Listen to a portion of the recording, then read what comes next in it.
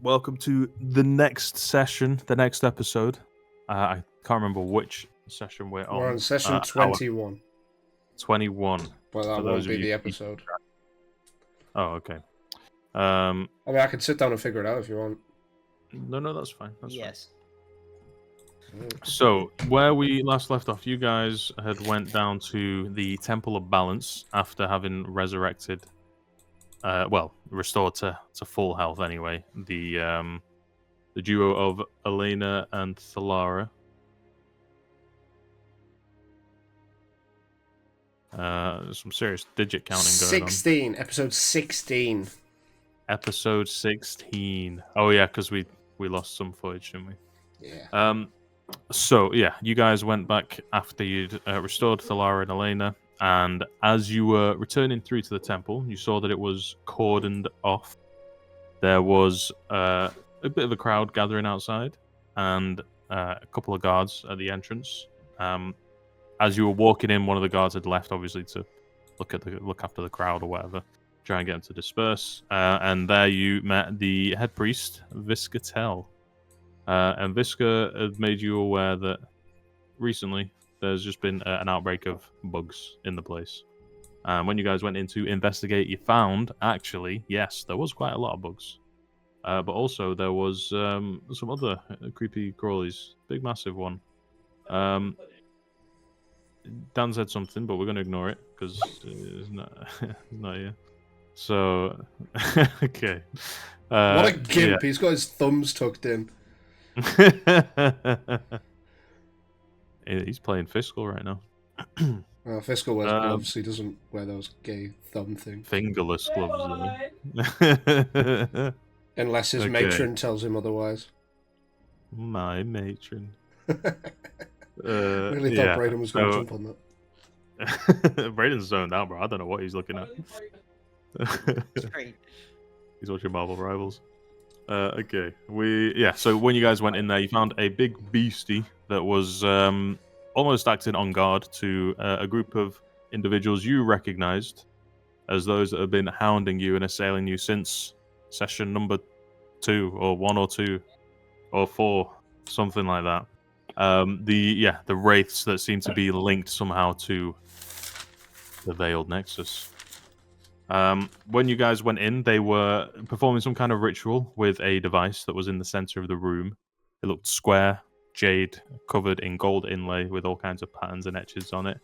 The center of it was constantly sort of spinning and turning, and within the center was like a little humming crystal. As the battle went on, and these individuals were extracting whatever information they were trying to extract from this device, there was more and more of a kind of resonance or a humming with the main creature, Fulgrim. And after some time, he kind of spurged out a little bit. He dove into the air, kind of like General Radahn, and brought down with him a hailfire of just magical energy, I suppose. And as he crashed into the roof, he sort of destroyed it, left impact craters, nearly taking you guys out as well. But he managed to put a stop to it with the help of, not with the help of LDB, with the help of Viscatel, who, despite his age, looked like he was still able to get a few licks in. And then as he was sort of explaining to you that the device is kind of important to him, you went down into a library that was sort of closed off and secluded, kept out of reach from the general public. And this was underneath the place of the Temple of Balance. So that is where we left off. Now, I believe you gentlemen wanted to, Fiscal wanted to try and find some specific things. Yes. So, there's a couple of things that are going to happen here. Number one being, we'll go basically in order of what you find. So, go ahead, first of all, give me an investigation roll. This, by the way, because this is going to take a good couple of hours, we'll count this as a long rest. If you guys want to go ahead and reset your things. Go. That was a 16 on investigation. A 16. Okay. You spend a bit of time sort of delving through the books. The first thing that you were sort of looking for, you couldn't really find much just from all your sort of cross-referencing, etc. But you did find some information on the device that Visca was sort of imparting on you.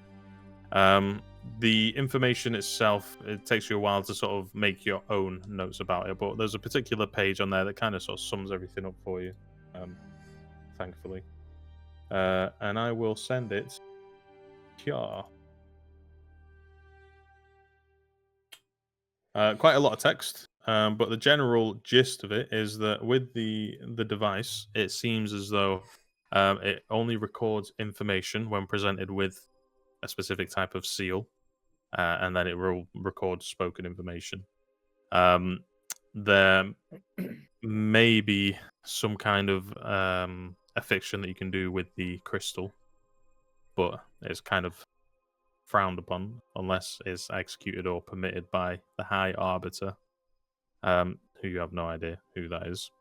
And more importantly, no one in the history of the Temple of Balance seems to know the origins of this device, where it came from, what its sort of ultimate function is, only that it can record information that's spoken into it.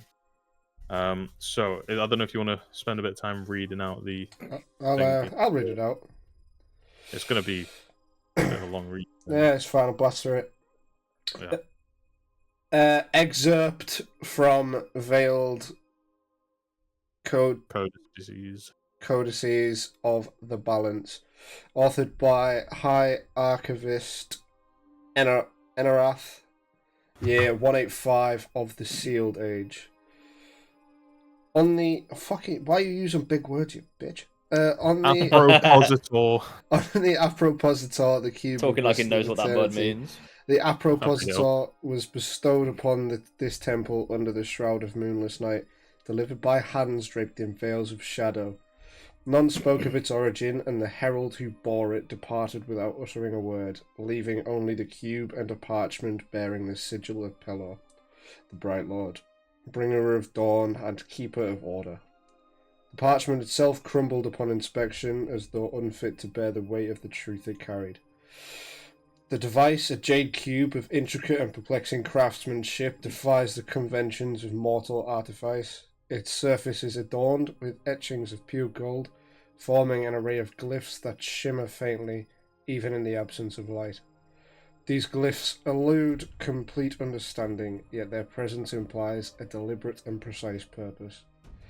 The most wondrous feature of the appropositor is its central compartment, wherein lies a crystal of cerulean hue. The crystal emits a gentle hum, resonating at a frequency that seems to harmonize with the heartbeats of those nearby. Observations reveal that layers between the jade casing and the crystal shift endlessly, folding and unfolding upon themselves. Function and observed properties. When presented with a seal of Pelor, the appropositor activates. I'm just going to call it the app. Its golden etchings igniting in a radiant glow. The cube then absorbs and records the knowledge or intent bound to the seal. The recorded information is not transcribed in a form comprehensible to mortal minds. Rather, it becomes one with the device, encoding in its infinite folds. It is unclear whether the device itself interprets or archives this knowledge, or if it merely serves as a vessel for storage.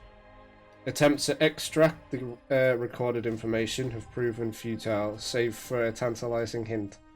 The glyphs suggest the existence of a key. This key, which remains undiscovered, is theorized to reverse the device's function, granting access not only to its stored contents, but perhaps also to its origins and creators. The implications of such an event are staggering, for the app has been active for centuries and may contain the cumulative wisdom of countless generations. Rules of usage. The Temple of Balance has decreed the following regulations concerning the app, lest its misuse bring about calamity. The app shall only be activated in the presence of the High Arbiter or an appointed delegate, and solely for purposes deemed essential to the balance. Seals of Pelor are to be preserved with utmost sanctity, as their misuse or destruction may render the device inert or worse, unstable. No attempt shall be made to tamper with the crystal casing or glyphs. Unauthorized manipulations is punishable by excommunication and confinement. Research into the nature of the key is permitted, but only under strict supervision. Any discoveries must be reported directly to the High Arbiter. The mystery of origins. Despite exhaustive study, the app's origins remain shrouded in enigma. It is neither dwarven nor elven in make, nor does it bear resemblance to the arcane artifacts of the Old Kingdoms. Some speculate that it is a relic of the Celestials, gifted to mortals as a test of their worthiness. Others suggest it is a fragment of the weave itself, condensed into physical form. Whatever its origin, the app is a reminder of the vast and unfathomable forces that govern our world. Its power is immense yet dormant, its potential a double-edged blade. Let us wield it with caution and reverence, for to do otherwise is to court the ruin of all that we hold dear. May Palor's light guide us, High Archivist Enarath. Palor. Palor. Yeah, as you're sort of reading over that, Visca walks over to you, just sort of looking over your shoulder while you're reading it, and he says, yes, I've been through that book many times. Unfortunately, we don't have much by way of high arbiters or archivists anymore. It's just, and then he sort of gestures towards himself, just me and a few others at the moment. What did you make of what's in the book? Sound like anything that you may have seen on your travels, or? Can I do like a history check? You can do a history check, yeah. I feel like that's some sort of a hint or something. I got a 14. 14, okay. With a 14, with what you've read in the book and basically what Visca's asking if you've come across anything like this before, nothing really comes to mind. At most, the most advanced things you know are the things that you've seen within the city, which has been, like magic shops, items, enchantments, that kind of thing. The only time you really saw anything of like a heightened magical power or anything like that was when you were up against Erasmus. Erasmus. Yeah, and he, through some magical arcane means, summoned that big tower, was doing a ritual, had the Dolanvar, and basically was trying to siphon residual magical energy. But nothing really quite matching the kind of aura or time scale of this device here. Cool. Well, I would just respond to him. No, not as far as I can remember. He gives a little sort of bit of a letdown sigh, like, yeah, well, just on the off chance. Please feel free to carry on browsing. I'll see if there's any food that I can get for you, gentlemen. Oh, brilliant! Thank you. Yeah, he walks off, leaves the place. So, Question. what else? Yeah. Is there anyone else about? No. Can I go over to that scroll by K Seeker that was arcane locked from last session and pocket it, please? You can, yes. Pocket it, pocket Sam. Pick it up. Cool. Okay, so there was. You wanted to try and find something else on Prezel. Yes. Yeah. Go ahead, give me an investigation check.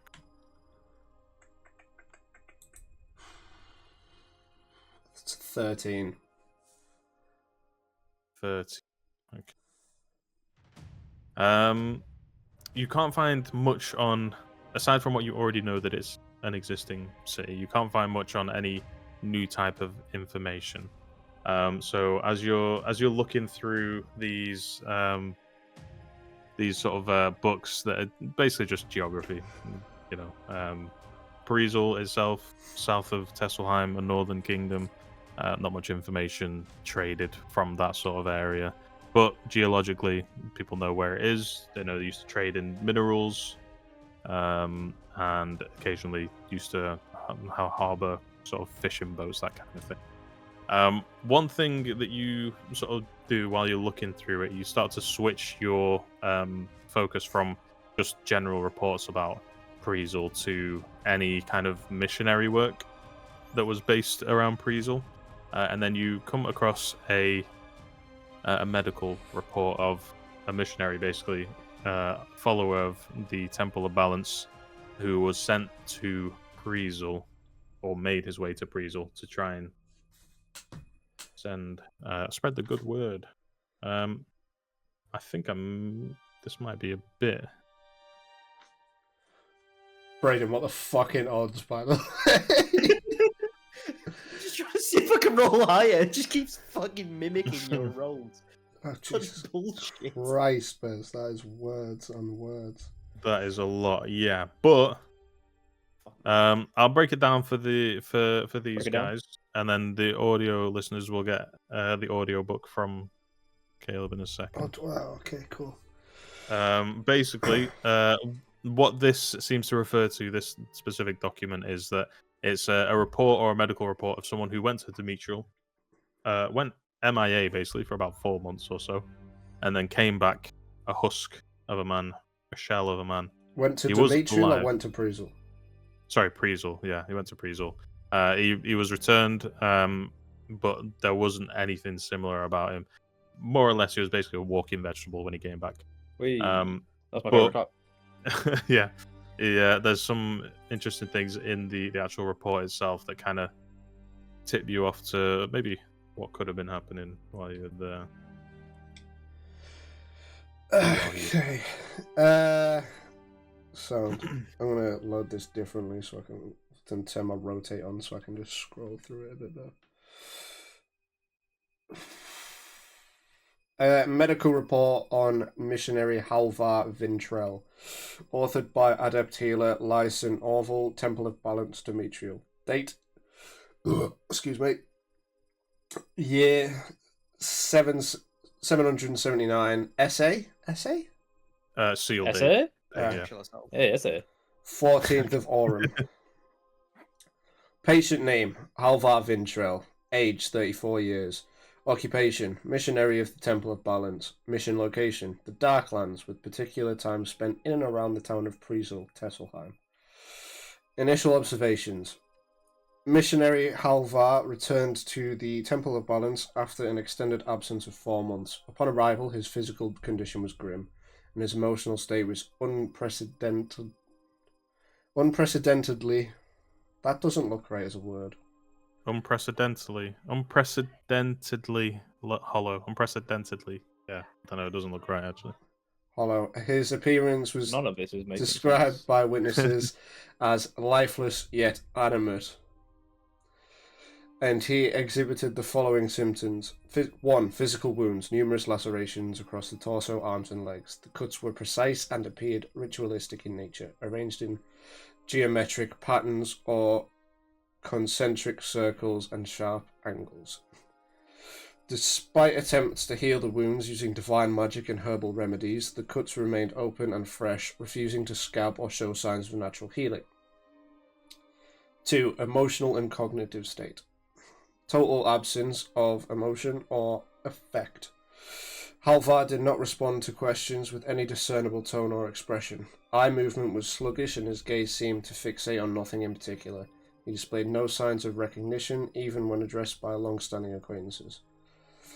Speech was minimal and monotone, often limited to single words or fragmented phrases such as dark whispers, binding roots, and empty eyes. Aura and magical residue. Priests attuned to divine magic noted an unsettling aura emanating from Halvar. This aura was described as cold like a void consuming the light around him.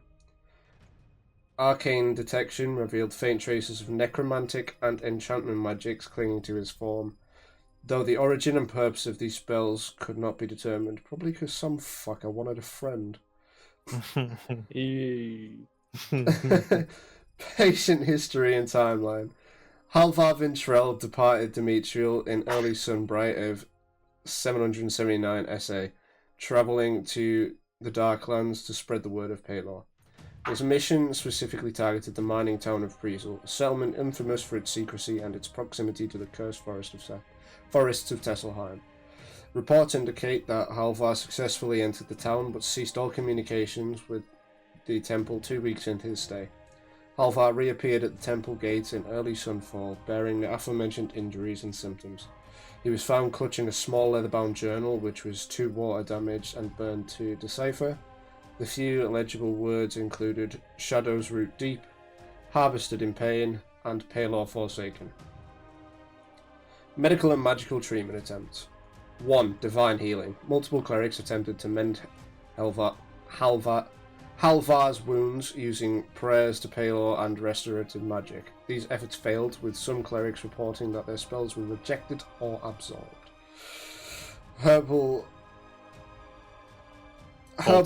poultices. Applications of potent healing salves slowed the bleeding temporarily but failed to promote healing or alleviate pain. Exorcisms and cleansing rituals. Several purification rituals were performed, yet Halvar's condition remained unchanged. One priest collapsed mid-ritual, claiming to have felt a gnawing hunger in Halvar's presence. Psychological therapy. Halvar's lack of response to questioning or emotional stimuli rendered traditional therapy ineffective. Conclusions and theories.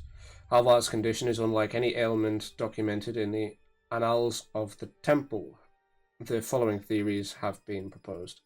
Number 1, dark influence. It is likely that Halvar encountered a potent force of necromantic or enchantment magic within Priesel or its surrounding forests. This force may have severed his connection to the Paylor and inflicted a curse that resists divine intervention.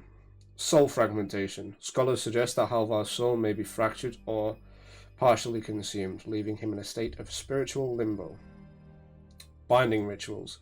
The wounds on his body resemble patterns found in ancient texts describing binding rituals, which imprison a victim's essence to empower an unknown entity. Recommendations. Isolation. Halvar has been placed in a ward shielded against magical interference.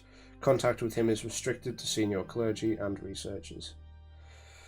Research expedition. A formal investigation into Priesel and the surrounding Darklands is strongly advised, though such a venture must be approached with utmost caution. Further study. The journal fragments must be analysed by experts in cryptic languages and magical residue.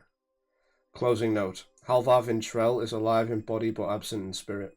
Whatever he encountered in Priesel has left a stain upon him that no light, not even Paylor's, has yet been able to cleanse. This report serves as both a record of his plight and a warning to those who would tread the darkened paths of Tesselheim. May the balance protect us, Adept Healer, Lysan Orville. So, some words. Great, great reading there. But, Pigley. What rolls? Do you want arcane? Do you want history? I want you to give me, you know what? Just give me a history check. Interesting. 25. Jesus. Interesting. You remember him? Yeah, your butler, in fact. No. Yeah, from your early years in the Priesel, there wasn't much that really happened that you were aware of outside of your home. However, you do recall on the off sort of days where you weren't going through your backstory, you had glimpsed or seen sights of parents or people that your parents employed committing all kinds of heinous acts that looked similar to or felt similar to what you yourself had endured. However, there wasn't, you can't pinpoint anyone specific, but a lot of them went through the same process. They would have these ritualistic markings on them. Dan is absolutely zonked out. What's going on with his cameraman? Oh, He's yeah. like frozen. Anyway, yeah. So they would go through these ritualistic processes in an attempt to produce the alchemical ingredient that you're aware of. but also you had glimpsed a few times your parents actually physically handling raw souls, where they were dragged out of people's bodies and channeled into specific devices. Oh, he's back. Channeled into specific Might say that's devices. kind of shit, obviously, but Yeah, keep going. apparently. Specific devices. You don't know exactly what the function of them were, except when those devices were full up, your parents turned their attention back onto you. So you gather, just from putting 2 and 2 together, that whatever these people went through was to power something in you, basically. Can I try and communicate with Varathan to see if he knows anything about any of this? It says to power and could be used to power an unknown entity, so it could be used to power Varathan. See if he has any glimpse towards my past. Some jigsaw pieces are falling right now, dude. Interestingly enough, though, since you entered the temple, prior to you coming into the temple, and obviously before your rebirth, you always had like faint whisperings that you could hear in the back of your head. Almost to you, it was almost like a comforting thing because it reaffirmed your connection to Varathan. However, when you've been in the temple, pure silence in your head. And that sound as well. Just every now and then, just and then you just behind it, you just hear lame. But yeah, you can reach out to him, but it just seems like while you're in the vicinity of this temple or on the temple grounds, it seems to be going to use very specific words here. It seems to be hallowed grounds. Communication seems to be cut. We'll wait till we get out then. Yeah. Yeah. What else was it that you were looking for? So I sent you the list. It was Priesel, the Veil Nexus, Arendor, and Carlin, I believe. I'm gonna double check that because it was a couple weeks ago now. Yes. Now, you start your sort of endeavor with finding information out about the Veiled Nexus. Go ahead, give me another investigation check. We'll say whatever this next investigation check is will kind of set the tone for the rest of them. Oh, How would he be during this entire thing? Yeah, it's just sat at a table like this. The thinker, bro. that we've so Drinking his beer. we've got an image for that, Dan. Don't worry, it's cycling. Yeah, through. perfect. All right. And that's a dirty 20. A dirty 20, perfect. Okay. You start to lose hope pretty quickly that you're going to find anything about the Veiled Nexus. To the point where things that you think you would find information on, like, reports of secret societies, that kind of thing, are yielding no results, except what you gather to be just professionally written conspiracy theories. So you just start reading random bits of books, skimming through them, see if you can find anything. You even get to one where you're just looking through proper attire to wear as a servant or as a priest. And as you're sort of reading through it, you're sort of skimming through quick, and then you get about halfway, maybe to a third of the way through the book, and then a note seems to fall from the pages. Interesting. More reading for Caleb. Yes. And Braden can read this one, actually. Braden opened his mouth. Oh, what the fuck?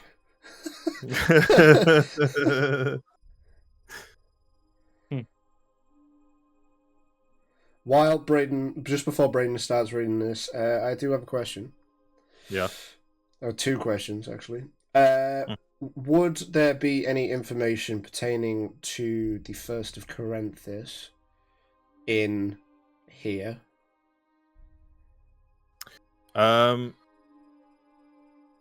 You could find something about that, yeah. Cool. If you were to pursue it, I'll give you general information, then I'll have to write something a bit later for what is actually going to be in the book. Okay. And second off, how long ago was it in like continuity that I So, I'm got glad you asked that. Crezion to follow? Yeah, I was gonna say. So, I was gonna wait for this until after you've done your things, but we'll say it's been probably while you've been looking through all these books, probably been about 3-4 hours. And at that point, Crezion sort of gives you a little bleep in your head, and he says to you, "I followed one of the guys, and he's getting stabbed. He's what? What? He's getting stabbed by your friend, Which friend? the bald guy." Oh, okay. Himself. Cool. Yeah, what the fuck? How's he in two places at once? Did you hear anything? Nope. It looked like your friend was putting some barrels down somewhere. Pretty heavy barrels, to look like. And then he spotted this dude. He walked up to him. I was following him. It was in the Vale, I think, is the area. And then they had a little conversation. And then he just started stabbing him.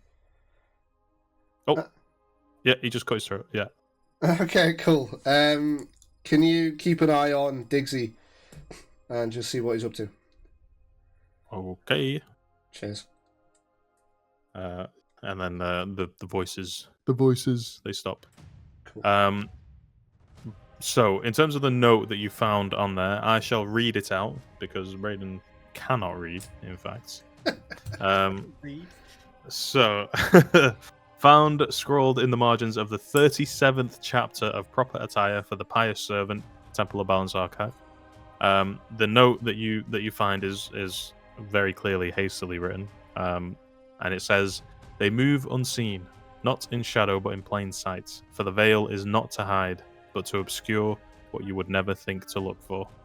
A king's fall, a merchant's ruin, a plague of whispers in a noble's court. These are not accidents. They are patterns woven with precision into the fabric of fate.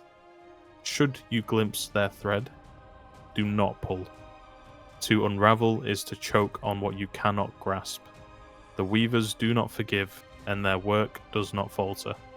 And then at the end, a sign off, which seems to be written differently to the rest of the note, says, "Trust in the threads we weave, for they bind us closer than blood." Okay.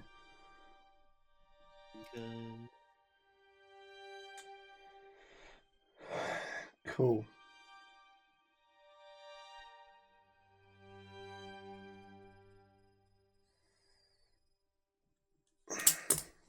Okay. Interesting.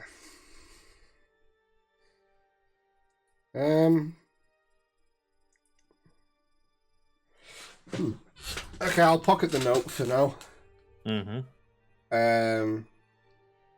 And I will look for anything on Arendor or First of Corinthus. Sure, yeah. So with a dirty 20, you would find... So the First of Corinthus book that you find, like I said, I'm going to have to get you something for that in a second. But the general gist of it is more or less what we covered in the one-shot, which you guys can find on Spotify and that. Which will... yeah, shameless plug. Which basically just covers the history that... Diggsy kind of told you as well, or what the propagated story is, that when the young king was being crowned on the day of his ascension, there was a conspiracy, take out some and all, in fact, of the royal family on the same day, by way of gunpowder plot and treason and fireworks and Guy Fawkes. And the common pattern in all of these is that they all say that they were stopped by just a haphazard, passerby who worked for the royal family, who through their own action managed to draw enough attention from local guards, which spoiled the plot basically. And that was how that ended. There's not much more in here that suggests otherwise. Everything else in there is sort of written towards the back of these books, which kind of just gives some random, almost as if it's dismissing it as a kind of conspiracy theory again, which is just saying that some people think that the bombs were detonated, but they weren't strong enough, and so barely reached outside of the place where they were planted. Some people say that there were traitors within the group. Some people are saying that they did go off and we're living in an alternate timeline where they didn't die, but the original timeline is that they did die. There's a lot of stuff back and forth at the back of the book, but yeah, the main and circulated theory is that. Cool. Sound. Arendar? Yeah, let me. I actually had this copied on a separate thing. Also, people saying the bomb was weak, yet it literally ripped a fabric in the fucking universe. Well, you see, they Weak don't bomb. know that. What did you say, Dan? Lame. Weak bomb. Lame. Weak ass bomb.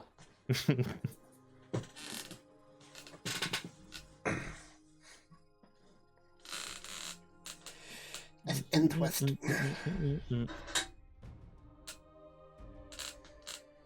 Bow. Where's the Discord? Here it is. What's the Discord? I think we're talking through sending stones. Sending stones. Put it on the sending stone. Yeah, that's very good.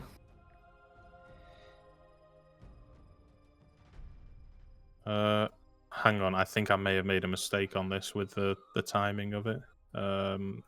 Well, Let me check the timeline. waggy. Woodawale. So woodawale. What year is it? I'm glad you asked that as well, actually, because this is the session where I decided to actually put some time into working out timelines and shit. So how it works is that the current year is the year 785 Sealed Age of the Sealed Age. Lame. And 2,374 years ago would be the... Oh, no, sorry.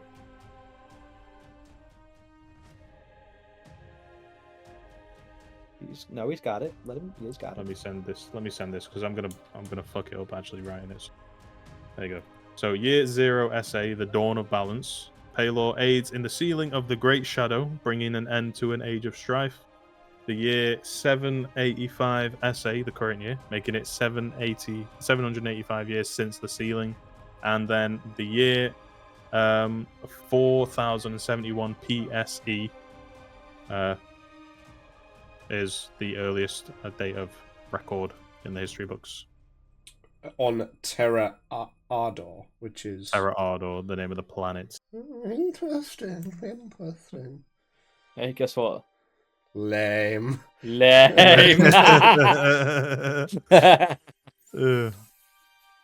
Yeah. Yeah. In fact, I might as well just paste all this in. Your characters would know this anyway. What? Know what year it is? Yeah, well, they would know Not about me. the naming conventions and all that stuff. Not me. Well, maybe not you, but people who live I'm in like, what the civilization. fuck? There's fucking ground on the floor beneath my feet. Go on, Dan. Give it a read. I'm reading that shit. Tom's episode. A real man would read that. A real man would read that. Well, you get set up. Get it in front. So I don't need to look at the camera, right? You don't need to look at the camera. There it is. Okay. In the world of Terra Ardor, the years are measured in two distinct epochs based on the most significant event in recorded history. The sealing of the Great Shadow. This event, attributed to Paylor's intervention and celebrated as the defining moment of divine aid against an overwhelming evil, reshaped the way mortals understood time and history. Mere mortals, not me then. Year naming conventions. 1. Pre-sealing error, the PSE. This era encompasses all years before the sealing of the Great Shadow. It is often associated with myth, chaos, and the fragmented histories of early civilizations. The pre-sealing era stretches back to the dawn of recorded time, marking the uncertain and often disputed origins of Terra Ardor's civilizations. Example, year 2374 PSE refers to a time 2374 years before the sealing. Number 2, Sealed Age, SA. This era begins with the year of the sealing itself, an event known as the Dawn of Balance.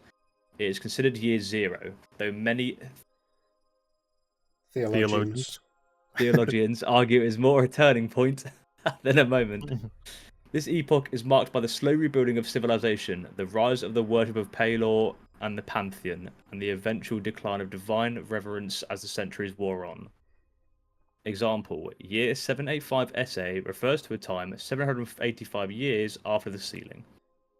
Cultural context of the dating system. The Dawn of Balance as a universal marker.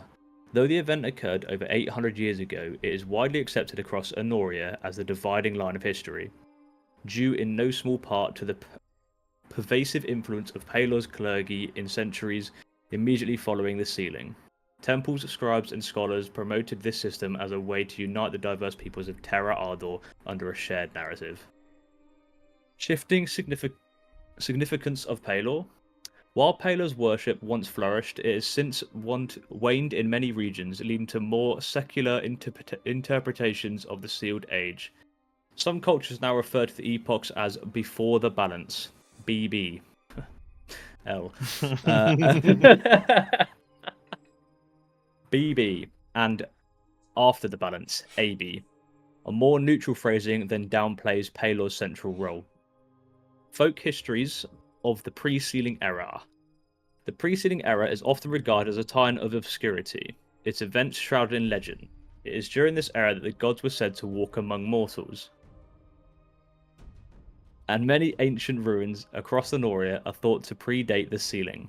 For the average person, anything labelled PSE is treated with awe and mystery, as even the most learned historians can only offer fragmented accounts of these times.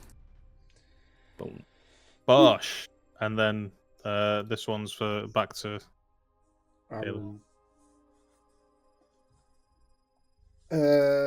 Okay. Excerpt from the Scrolls of Harmonious Doctrine, found within the Temple of Balance Demetrial Archives. In the earliest days of mortal understanding, when the stars were but distant fires and wisdom was but a flickering ember, primitive tribes of Anoria clung to the shadows of truth. Among these there arose the veneration of Arendor, whom they called the Preserver, a figure shaped by fear and ignorance of the unknown. The Preserver's lore, woven from fragmented tales, described a being who sought to safeguard the fragile order of the world. Yet, as knowledge grew and the radiant light of Palor illuminated the truth, it became clear that Arendor was no more than an incomplete understanding of the Bright Lord's will. These early peoples, unable to grasp the boundless glory of Palor, saw only fragments of his light and gave them names of their own making. Arendor was but a shadow cast by the sun, a half-formed reflection of the Bright Lord's divine purpose. As civilizations advanced and the true doctrines were revealed, the figure of Arendor faded into obscurity, a relic of primitive thought no longer needed in the age of enlightenment. Let this serve as a reminder, while the light of Palor shines eternal, even the smallest spark may seem a flame to those unaccustomed to the dawn. Inscribed with the seal of the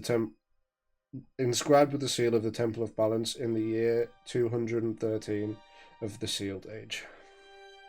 Ooh. So, what you can glean from that basically is that the general consensus is that Arendor, his early mentions from pre-sealing era, was basically just tribes who didn't really know what the gods were, and mistakenly attributed to Palor Arendor's features, blessings, etc.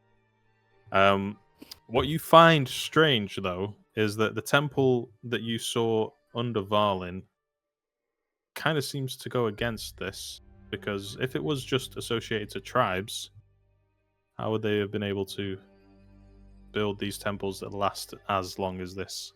Surely there would have had to have been some kind of divine power involved. History is told by the victors, though, isn't it? That's true. That is true. Something that you guys will have to learn. We will not find out. So, one thing that I will say is this. As you're looking through these other books, you're sort of content with some of the information that you found. You still not really found much about a Seeker. You found a scroll, which is locked, but you're not really sure exactly how you're going to get that unlocked. And Well, so that's you why spend I a bit more time. stole it. Well, yeah, borrowed it. As you're looking through, you do find another document basically that looks to have been written or at least annotated and copied from a work by this K Seeker. And I will paste that in here. This is probably my favorite one. Oh, why is it so long? I can read it for you if you want. Yes, please. So, I went all the way back to the top one. All right. So, excerpt from Beneath the Azure Veil, Lost Kingdoms of the Ozmit Strait by K. Seeker, anonymous historian and speculative chronicler. The Ozmit Strait is more than a boundary of waters dividing the verdant lands of Evergos from the arid expanse of Marquette. It is a shrouded graveyard, a repository of forgotten grandeur buried beneath fathoms of unyielding blue. Unyielding blue. Beneath its waves, one may find the remains of kingdoms whose names are now but whispers in the oldest tongues, their legacies swept away by the tides of time and calamity. Next subheading, The Silent Abyss. Mariners speak of strange phenomena in the Ozmit Strait, currents that shift without reason, unnerving silences that fall upon even the most raucous crews, and the eerie luminescence of deep water creatures that seem to watch with unnatural intent. These tales, dismissed as mere sailors' fancy by the tome bearers of Urtor, are to me the echoes of a deeper truth. The waters of the Ozmit Strait conceal more than natural mysteries. They are a veil drawn over the ruins of lost civilizations, their artifacts preserved by the crushing depths. Ancient charts, long discredited and locked away in vaults across Anoria, depict coastlines that no longer exist, islands swallowed whole, and peninsulas now reduced to reefs. One such chart, discovered in a decaying monastery in Varlin, references a city of glass, said to gleam beneath the waves at the heart of the strait. Artifacts of the Abyss. While direct exploration of the seafloor has proven impossible, a handful of relics recovered from shipwrecks and coastal erosion suggest that the civilizations lost to the Ozmit were not only advanced but profoundly unique in their craft. Amongst the most intriguing are, number 1, the Veilstone Disc, a fractured jade plate etched with glyphs that bear no resemblance to any known language, found near the shores of Alvernia. The disc emits a faint hum when submerged in seawater, suggesting it once interacted with a now absent mechanism.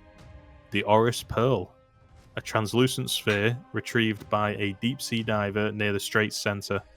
The pearl is said to contain swirling patterns of light that shift and change, resembling constellations not visible in the current night sky. Fragments of the Sapphire Throne, a series of crystalline shards uncovered by fishermen off the southern coast of Evergos. Their unnatural hardness and resistance to mundane tools imply a craftsmanship that surpass even the techniques of the elven artificers, however you're supposed to say that, of old. Speculative origins. It is my belief that the artifacts beneath the Ozmit Strait are remnants of a pre-sealing empire that bridged the Evergos and Marquette, uniting disparate peoples through maritime trade and shared innovation. This empire, which I have dubbed the Thalassian Concord, may have met its demise during the upheavals that marked the sealing of the Great Shadow. Whether through divine intervention, cataclysmic warfare, or a collapse of their own making, their cities were swallowed by the sea, leaving only faint traces of the intrepid to uncover. Critics, particularly the tome bearers of Urtor, deride this theory as baseless conjecture. They claim that no records substantiate the existence of a unified Thalassian Concord and dismiss my findings as coincidental anomalies. But I ask, how could so many disparate artifacts, so similar in their craftsmanship and alien in their origin, emerge from the same region without a shared cultural source? The path forward. Modern efforts to scour the seafloor have been hampered by both technological limitations and political inertia. The waters of the Osmit Strait are treacherous, and the governments of Evergos and Marquette have little interest in funding what they deem a fanciful endeavour. Yet I argue that such an expedition would not merely illuminate the past, it would redefine our understanding of the pre-sealing world and its peoples. I call upon the scholars, adventurers, and visionaries of Anoria to rise above the apathy of our age.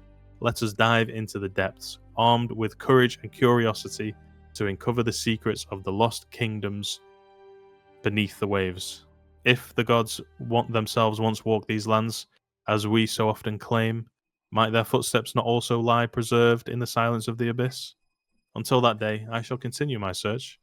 If not for truth, then for the faintest glimmer of it in the deep. May the tides guide us. K. Seeker. And then in the postscript towards the end of the book, it says, the tome bearers of Urtor have officially denounced this work as speculative fantasy, citing a lack of corroborating evidence and accusing K. Seeker of fostering a dangerous obsession with unverifiable myths. Nevertheless, copies of this text persist in private collections and shadowed libraries, passed among those who still deem or dream of lost wonders. Interesting. Okay. Interesting. What you guys, or well, anyone who's sort of reading through these books and trying to sort of get a grasp on things that are going on, are finding out here is that there is a lot of uncertainty about the past of Anoria. There seems to be a main sort of strongly held belief and strongly held timeline and history, but even that seems a little vague at times. For example, everyone describes the pre-sealing as, or the sealing age, as the sealing of a great shadow, but not much can be described as to what exactly this great shadow was. Is it permanently gone, trapped somewhere? No one seems to know. One thing that they are confident of, and one thing that does seem to hold true, is that Pelor is objectively the god of sun, basically, and he is a force for good in the world, which is what the city of Demetriol used to be centered around worship for, but no longer, unfortunately. Well, not as much, as you can tell by the decaying state of the temple that you're sat in currently. Yeah, that's more or less as much as you can find there with the things that you've sort of had a mind to look for anyway. Is anyone else wanting to do other different things? No. I'm chilling. How long have we got until the 1st of Corinthus? You have. Let me get out my calendar.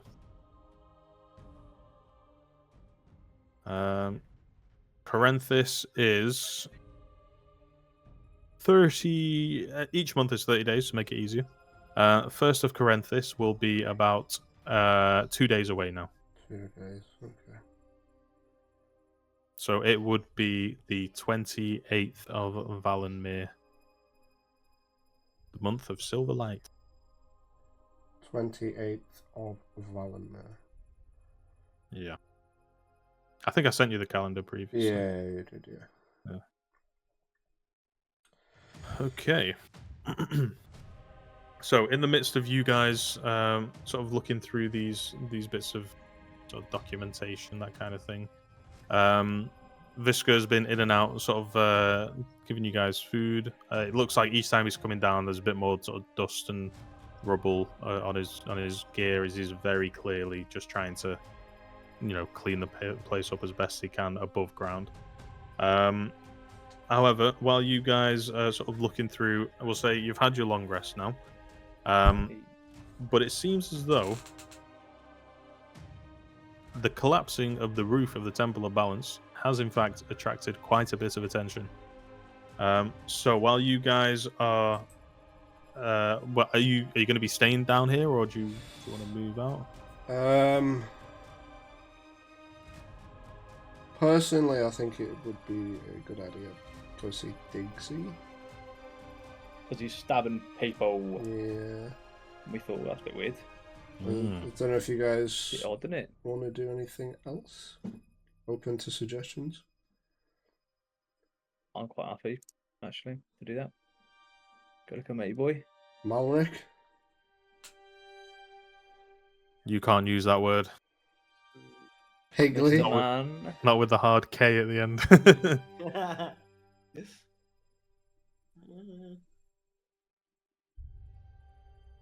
Is there any books about Varathan?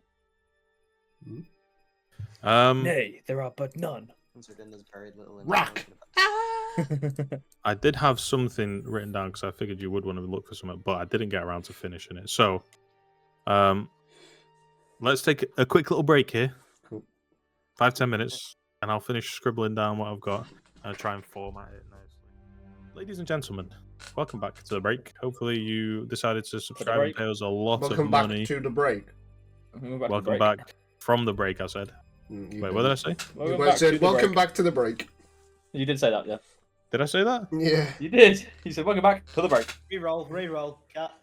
Run again. Just for that, Braden, you're gonna have to read Action. Yeah. I'll send a good one. this. So we're coming back into the session after the break. Whoever said it the other way around, retard. Weird out. Joke's on you because I'm starting it from welcome back to the break. Okay. Well, then we'll go back to break then, I guess. Okay. Welcome back from the break. Yes. Welcome back to the break, ladies and gentlemen. Our story picks up as our three heroes of this story, not in the actual world, they're more like monsters in the world, but our three heroes of this story are taking this opportunity to dig through the archives of a well-preserved library hidden from the general mass of people that live in this city.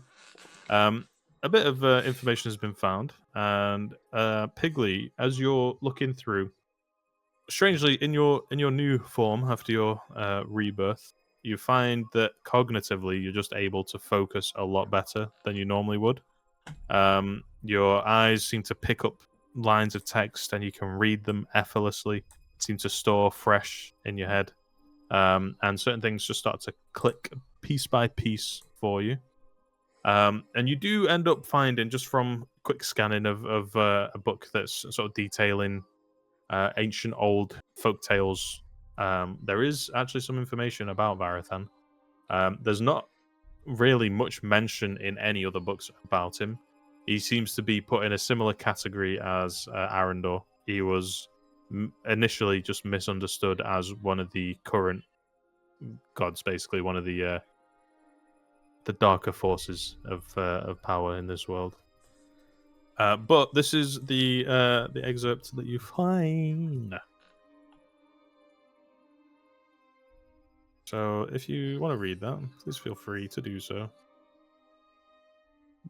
Braden's just seen more than 3 words and shit himself. Oh, I like that fourth paragraph right there. That was the good one. Oh. Oh.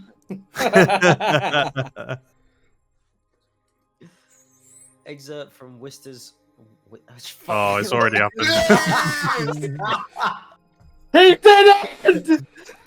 From Whispers of the Shadowed Age, Folk Tales and Fears, Temple of Balance Archives, section of Superstition and Lore, recorded in the year 527 SA, copywritten in Initiate Elgin Selmir, authored by Priest Dalvin Elmore. Few names linger in the dark corners of memory as persistently as Varathan and vile air. His presence, or the idea of it, weaves itself through the whispered fears of generations. From Hearthside tales of warning in the dead of night, Though scholars dismiss his existence as little more than a spectral amalgamation of dread and myth, his shadow remains, a shape lurking in the collective consciousness of Anoria. Accounts of Varathan vary widely, yet a common thread persists. He is said to be a harbinger Harbinger. Of chaos, an avatar of death, wielding his scythe like a power to reap the unworthy and spread ruin. In fragmented folk songs, he is described as the blackest heart, and in children's rhymes, his eyes are likened to pits of coal, unblinking and devoid of mercy. The most widely known rhyme, passed from parent to child in times of warning, serves as both cautionary tale and veiled threat. O blackest heart of coal, he'll come for you and catch your soul, so be kind in all you do, lest the fallen come for you. In rural communities, his name is invoked as a tool of discipline. The Havel Varathan will hear you. In darker iterations, he is said to stalk the disobedient, drawing near with each mystic. More cryptic tales whisper of his involvement in the Great Sealing, claiming he walked the land in the chaos of the early age, a force that neither opposed nor aided, but merely consumed. His accounts, however, lack the credibility of structured histories and are widely dismissed by tome bearers as embellishments born of fear. Some have even suggested that the figure of Varathan is a corruption of Vecna's shadow, the two names intertwining over centuries of retelling, creating a figure whose sole purpose is to embody the inevitability of loss. Inscribed with the seal of the Temple of Balance in the year 527 SA. What the fuck are you guys doing? Why are you? Here's Pigley giving us a fucking rundown rendition. Didn't even have the cameras open. I want Brain to rewatch that just to see that part where we're just slowly putting things on our heads. That's a TikTok clip right there. Oh, that was funny. Oh, that was Not good. reading. Okay, yeah. So from what you can gather, yeah, same as what we sort of went through before. Similar kind of theory. It seems like a lot of people consider any early sort of sealed aged entities as what we now come to better understand as the current pantheon. So Arendor mistaken for Palor, Varathan mistaken for Vecna, etc.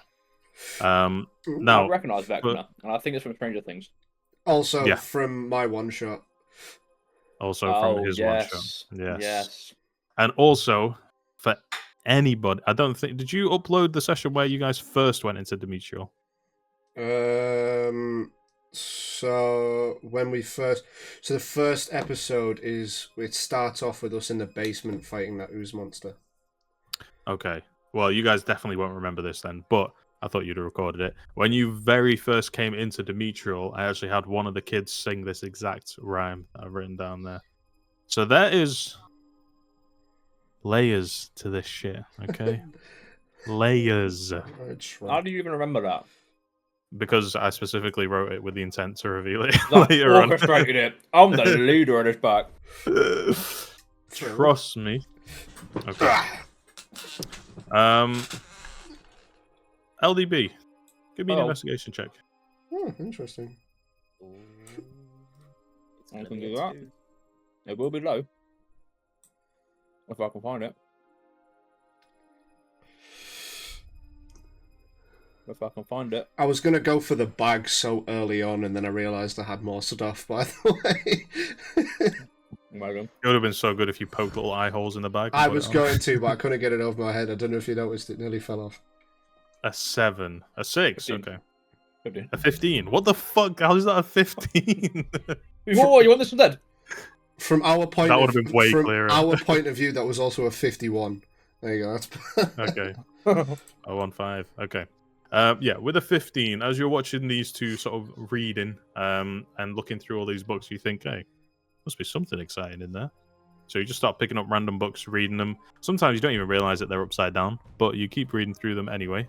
And you do find one only because it mentions Goliath, and you're like, hang on, seems a bit familiar. So you do end up finding a book that just has a little bit of a little breakdown, basically of well, not breakdown, but the general agreed consensus of Goliath biology, I guess, or lifestyle. A picture book. It's not a picture book, no. Fuck, I'm gonna struggle then. But this is what you find. There's a lot of excerpts here, guys. Lots of excerpts. I did 3 idiots reading. And whatever Braden was doing. He was acting his heart out. Okay. I will read it out. Chocolate? Oh, okay, thank you. I will read it out for the people. For the people, them at home, this is for you. Excerpt from Observations of the High Peaks, Peoples of Skyreach. Preserved in the Temple of Unbalance archives, recorded in the year 264, sealed age. Original author, I was going to just write something, I actually forgot about that. I was going to put that the original author could not be traced, etc. It's copyright. Anyway. Probably the guy killed in the arena that I didn't go on to get an Probably, yeah. Amongst the most formidable of Anoria's peoples are the Goliaths of Skyreach, a race whose stature and ferocity have long inspired awe and dread in equal measure. Towering over other mortals at heights of 7 to 8 feet, their bodies are as if carved from stone, with musculature that speaks of generations hardened by the unyielding peaks they call home. It is said that to look upon a Goliath is to see a living canvas of their life's journey. Their hairless skin bears intricate markings, each pattern etched in dark inks that contrast against their pale granite-like flesh. These markings, I have learned, are far more than mere decoration. They are a narrative of a Goliath's life, bestowed upon them during a sacred rite of passage that marks the transition from childhood to adulthood. The process is shrouded in mystery, as few outsiders have ever witnessed it. However, the Goliaths themselves regard it with a profound reverence, for the markings are said to embody not only their personal achievements, but also their bonds to clan and kin. To be unmarked is to be without identity, a fate feared above all else among their kind. Their nomadic clans traverse the treacherous peaks with an ease that defies mortal comprehension. The most renowned among these clans, the Brockshanks, known for their unmatched strength, the Bags, whose cunning strategies are the stuff of legend, and the Dolgers, revered as spiritual guides, each carry with them distinct traditions of lore, passed down through oral history and embodied in their markings. Despite their fearsome reputation, the Goliaths do not seek conquest, but survival. They value strength, loyalty, and the bonds of their clans above all else. To cross them is to invite ruin, but to earn their respect is to gain allies of unshakable resolve. Yet, even as I record these observations, I cannot help but wonder how much remains hidden from my understanding.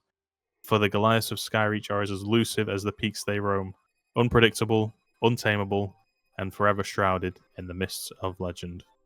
Inscribed with the seal of the Temple of Balance in the year 264. I don't know why that says NS, it should say sealed age. Anyway. Big up the Brockshanks. Big up the Brockshanks, right. Big up the Bags every time. No, I've got a few critiques, Bez. Oh, yeah. Actually, according to this encyclopedia. Actually. You called me, what's the word? Gay, yeah. You mentioned you know, that our stories are passed down orally. That's not entirely true. Okay, I knew you.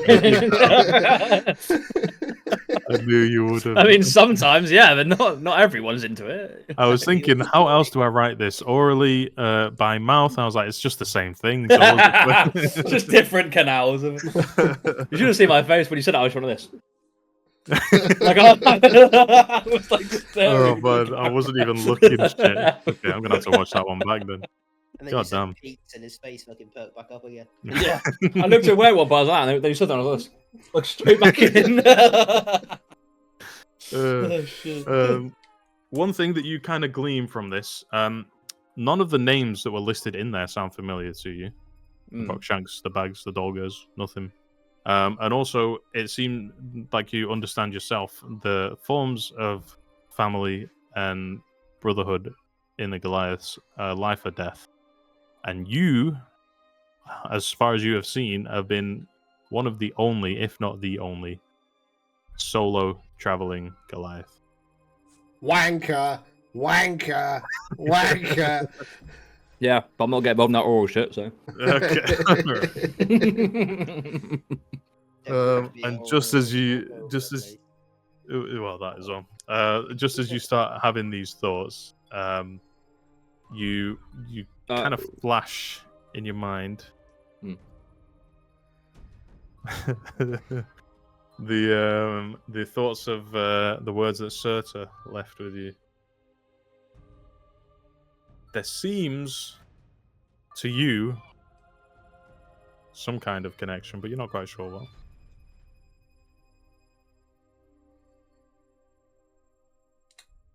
Anyway, moving on. What were the words? Because knows the Dan words. does not remember. I would need my notebook for that, and it's not in this room. Or in reality. Okay. Right. Something about being not gay. Failed that one. You've fucking sat hell. forward and it's proper thrown off where your camera placement is. What? Because the camera's like that. I've got it so your chair's like central. Right, so I was like here. Yeah, because that's Got where ya. you normally sit. I'll chill back here. You're up real invested real quick. Also, I'm quite certain myself. Oh yeah. Whether I've just thought about this wrong. I don't got markings. I don't believe. I thought you did. In official art, you have very primitive markings. I do. Yeah, I do. Yeah. Very primitive. Mm. And from what you remember of what you saw of the Strand, the guy who you fought in the arena, when you were carving into his flesh, because you enjoy the heat of battle so much, you savor every single moment, every single vision, picture, smell, taste, touch, everything. And you distinctly remember that he, under his armor, had a patchwork of different markings all over his body. Hmm. And I remember thinking, weird, but I'm still gonna cut the shit out of it. Kind of gay. Guys, this guy's different. Let's hurt him. Like, He's not the same as me. Okay. Yeah. He doesn't look anything like me. Let's kill him. Like, yeah. I mean, that's pretty much what was going through your head. Yeah. Your own markings, they don't really seem to follow any kind of. There's no story in them. From what you're reading in this book, it's a coming of age thing that describes their story from their transition to childhood to manhood, and they would have in them, like it says in the book, a tapestry of sorts. So different events, things that have shaped them, markings that signify, rank or prowess, talent, that kind of thing. And in the book, it does give some examples. A lot of them look, if you try and imagine, like Celtic knots, that kind of thing, with primitive sort of drawings over the body, but the diagrams that are on there encompass full body tattoos, basically. Yours seem more like stripes, rough, angular patterns, but no such story, no such meaning that you can derive from them anyway. And you're doing this while you're sort of looking at your hands in the real world, basically like, oh, what the fuck does this mean? And it's around this time that Visca comes in with food and drinks and everything like that. So I would say at this stage it would have been probably about 8 hours in total that you guys have been in here, which is full long rest worthy. Cool. Light activity, just some reading, so it counts to any of the rules lawyers that are out there. But Visca comes down with the food and he says, "I'm sorry, but I'm afraid I'm going to have to ask you to leave now. There's quite a crowd gathering, and I can't be seen to be harboring any particular individuals. No. Do you understand? What do you mean by particular individuals? I do have to ask. Well, you were seen entering the temple, presented a seal to the guard, and then moments later, the temple was destroyed. Fair enough. Yeah, no, Yeah. that's a valid point. Okay, no worries. Thank you for the access to the library. I certainly feel as though it was eye-opening. Good. I fear you might not have access to the library in the coming weeks while repairs are underway. It's going to be much more difficult to try and fend off those land grabbers now, but we'll do what we can with the donations we have. Okay. If you have any more trouble, don't hesitate to let us know. Okay. He sort of gives you like a nod in respect. Yeah, go on. I'd like to. I shout to him. I'm like, "Hey, guy!" He turns to you slowly. He's like, "Yes." First things first. Mhm. I was hungry and thirsty 8 hours ago, but that's fine. We'll ignore it. And second thing, do you know who wrote this book? No, those come from a series of biological studies on various different races. He takes the book out of your hand and he thumbs through it. And he's like, "Yeah, these are a lot of the books that we have here are second-hand editions of primary source material. You would find a lot more of this. Unfortunately, the only place I know where you could find more information like this would be any library that sells tomes from Urtor or traveling to Urtor yourself, which is not going to be easy. No, it wouldn't, because Urtor is Past the royal. It's over there. Yeah. Oh, near the royal anus of Anoria. Yeah. Yeah. I could swim it, probably. I could swim it. He looks at you, then looks at like the destruction of the temple. Is like, I'm pretty sure you probably could actually. Yeah, I mean, you know, if you read this book, you'd know that I'm kind of a big deal. He gives you a bit of a look, and he says, "You were quite a force on the battlefield. Is that how you've always fought?" Yeah, since I can remember, really. Yeah. Have you only ever used axes? Yeah, I only ever used axes. No one actually showed me. I just did it. Interesting. Yeah, well, natural. As you've said, it is a natural born talent. I think you might do well, maybe learning the ways of the monks. As you can see, accessing that deep inner strength will give you much more impact. And as he says that, he sort of taps with the back of his hand against the wall with like his finger knuckle, and there's like a crack and then a dent into the wall, and some loose rocks fall. And I go,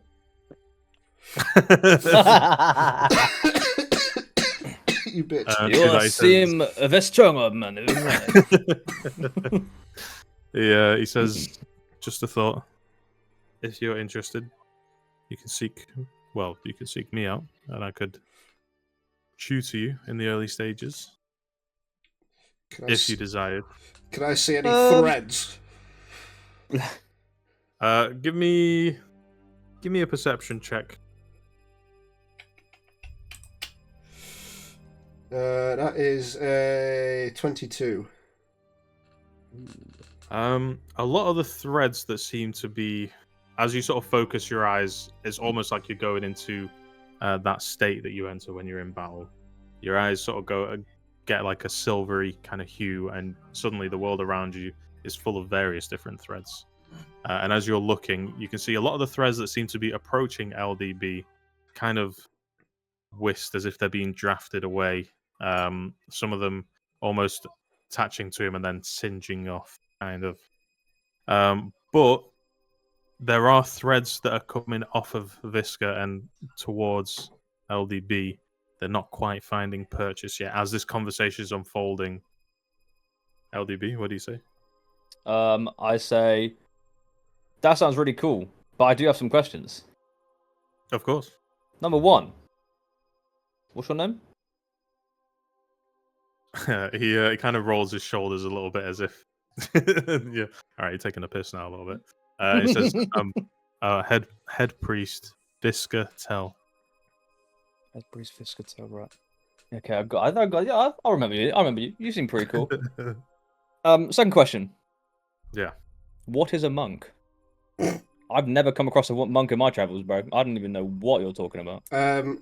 LDB, a monk was like that guy in the pub in Varlin. I don't know if you remember. No.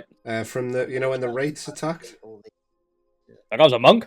Yeah. He's like a normal guy. It's just a type of, I don't know, a specialist, I guess you would call it. He just looked like a normal bald guy like you. Not bald. Above the table, definitely was not bald. Okay. For the audio listeners, the guy that he was talking about was early friend called Kaze, who was a monk of the Zen Garden. Don't know his whereabouts. Oh yeah, we forgot to look for him. He's going back into it. Didn't we say it? Sounds cool, Mr. We President went to one of the Viscar. temples on it, the option to learn. No, that was a different guy. I'm pretty sure. Yeah, I think it was a different guy. He was actually bald. He looked like Krillin. Would I just find you here then, Viscar? President Viscar? Priest. Oh, I'm a priest. priest. I was gonna make Of a course, joke then, of but I course. can't do that. Yeah, you can find me out here.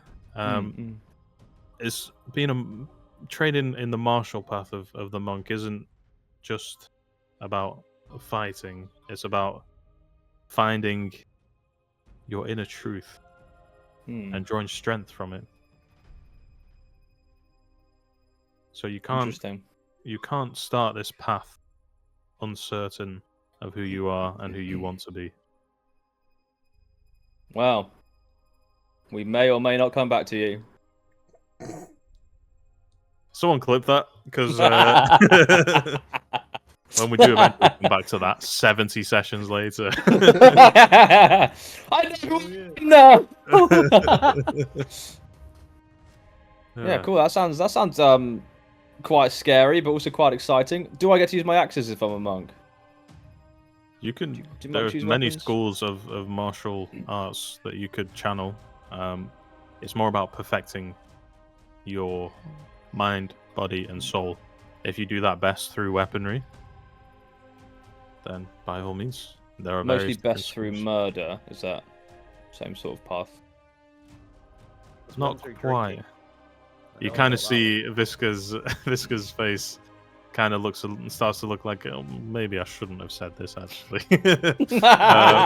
But as you ask him that question, he's like, well, there are many that study in the way of pure combat, but the benefits of studying this art manifold. You can aid others. You can, as your friend mentioned moments ago above the table, use your own inebriation to fuel your kinetic flourishes. I don't know what the word would be. My key. Your kinetic force, yes. I think you have a lot of talent, a lot of promise. It would be a shame to let it stagnate. Oh, I appreciate that. I'm gonna give it a think. For show. I'm just going to turn around and go, you know how to think? And I go, huh? He's gonna turn around and be like, have you been here this whole time? What the fuck did you get here? I thought it was just a me and him guy kind of thing. What the fuck? And then he sort of, oh, go on, yeah. I'm like, all right, Visca. You're a cool dude, so I might take you up on that. bit busy at the moment, but you know we're going to come back to some point. You know, I've got things to just kind of iron out, but I'm thinking, yeah, it sounds quite good, yeah. Very well. He sort of clasps his hand in a traditional sort of prayer stance, and he does like a little bow. I clasp my and hands over his hands and bow with him. Okay. I need someone to animate that. Literally, it's like yes, together. As you turn up, he tries to like move his hands out of your grasp. Actually, you know what? Let's do a little play of strength here. Let's just see. Okay. Go ahead, roll a strength acrobatics check. So yeah, Acrobatics check. not acrobatics. Sorry, I always get these two mixed up. Athletics. I mean, poker face. That's not a good plus for me. 18. 18. Okay. There is a definite struggle here. You watch as Visca goes to move his hand. He's got like a bit of a playful look on his face, and he tries to move his hand, and then you kind of squeeze your hands together in like a show of dominance, basically. And then he suddenly starts to like get a bit more serious. He tries to pull away, and you pull back as well. And then he takes a second, and then he tries to like separate your hands, and then you clasp them back down again. And then eventually, after like a couple of seconds, you just let go voluntarily. But it's very clear that you definitely fucking outclassed him. Cool. I'm just going to turn to Piggly, not Piggly, and go, dude, what the fuck is going on right now? I wouldn't question it. Fair I play. really want. I go hi. And he goes, you know the way. Oh, you are the chosen warrior. Run very fast. Oh shit. Yeah. Anyway, yeah. He says, "Very well. I'll be here in and around probably. Please leave." Please Cool. now fuck off. Okay. I guess we'll go make our way to wherever Diggsy is. I'll speak to Crezion, find out where. Yeah, you tap into Crezion, and he's currently just looking. By the way, you guys, whenever he does this and looks through Crezion's eyes, he just kind of sort of does the Undertaker thing. His eyes roll into the back eyes of his just head. go white. Yeah. And we're like that. Hello. Quick, Hello take his money. Flick his head like. Backhanded. You're currently looking at Diggsy sort of leaning against a like a chimney on a roof in Cutter's Gate, looking down across the Rusty Nail Inn, and he's kind of spinning a dagger against his finger, just on the tip, looking around. Sexy. Cool. I guess Diggsy's at the Rusty Nail at the minute. Do you guys want to head over there? Cool. Nodding. I'm nodding for the audio listeners. The audio listeners. Both of them are nodding. That's how ODB does it, bro. He just goes, Also, can you teach me how to do that thing with your eyes? He just starts like fluttering his eyes. Yeah, maybe one day. A monk said I could. Okay. I could do. I'm almost there. Look. Okay, you guys step out of the little I don't know, sheltered library underneath the temple. As you step up, it's now for the first time you're seeing that as you're regrouping above ground, smoke, dust, rubble, the smattering light of the setting sun piercing through the broken holes in the roof of the temple. There is there's quite a lot of mess, quite a lot of debris, and the shattered roof obviously is now exposing the interior to the sky. You can already hear, because the roof is open, the murmurings and the gathering basically of a large crowd. It sounds a bit raucous, like shouting in the crowd. Are you guys gonna head straight back out? At the front door, hell yeah. Yeah.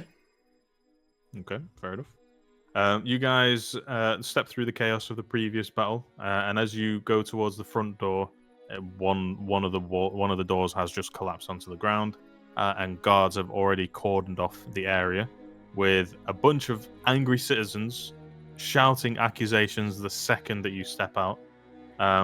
Some of them are pointing sort of at you directly, like, "It's them! These were the ones I saw them with my own eyes. They walked in," and they're shouting, getting in a bit of a huff. Give me everyone give me a perception check.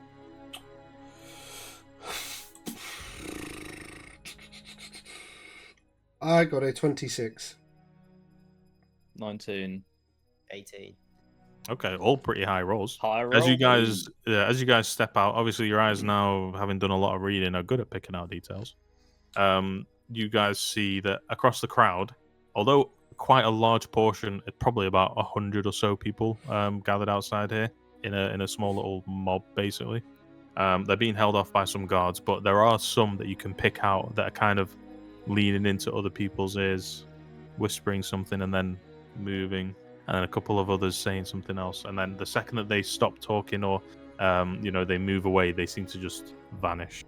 It's almost like you lose track of them almost immediately. But based on that, you can gather that there's some people in here trying to rile people up. LDB Yeah, go on.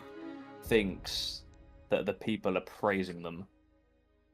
Praising you. So he is like, yes, I know, yes, we did it, yes, we're saviors, yes. Those three with it, yes, we're the guys, yeah, you got us. As you say, you got us, actually. A couple of knights, these aren't just guards anymore, these are knights of Demetriel, turn to face you after having seen the crowd sort of get more angry at your appearance.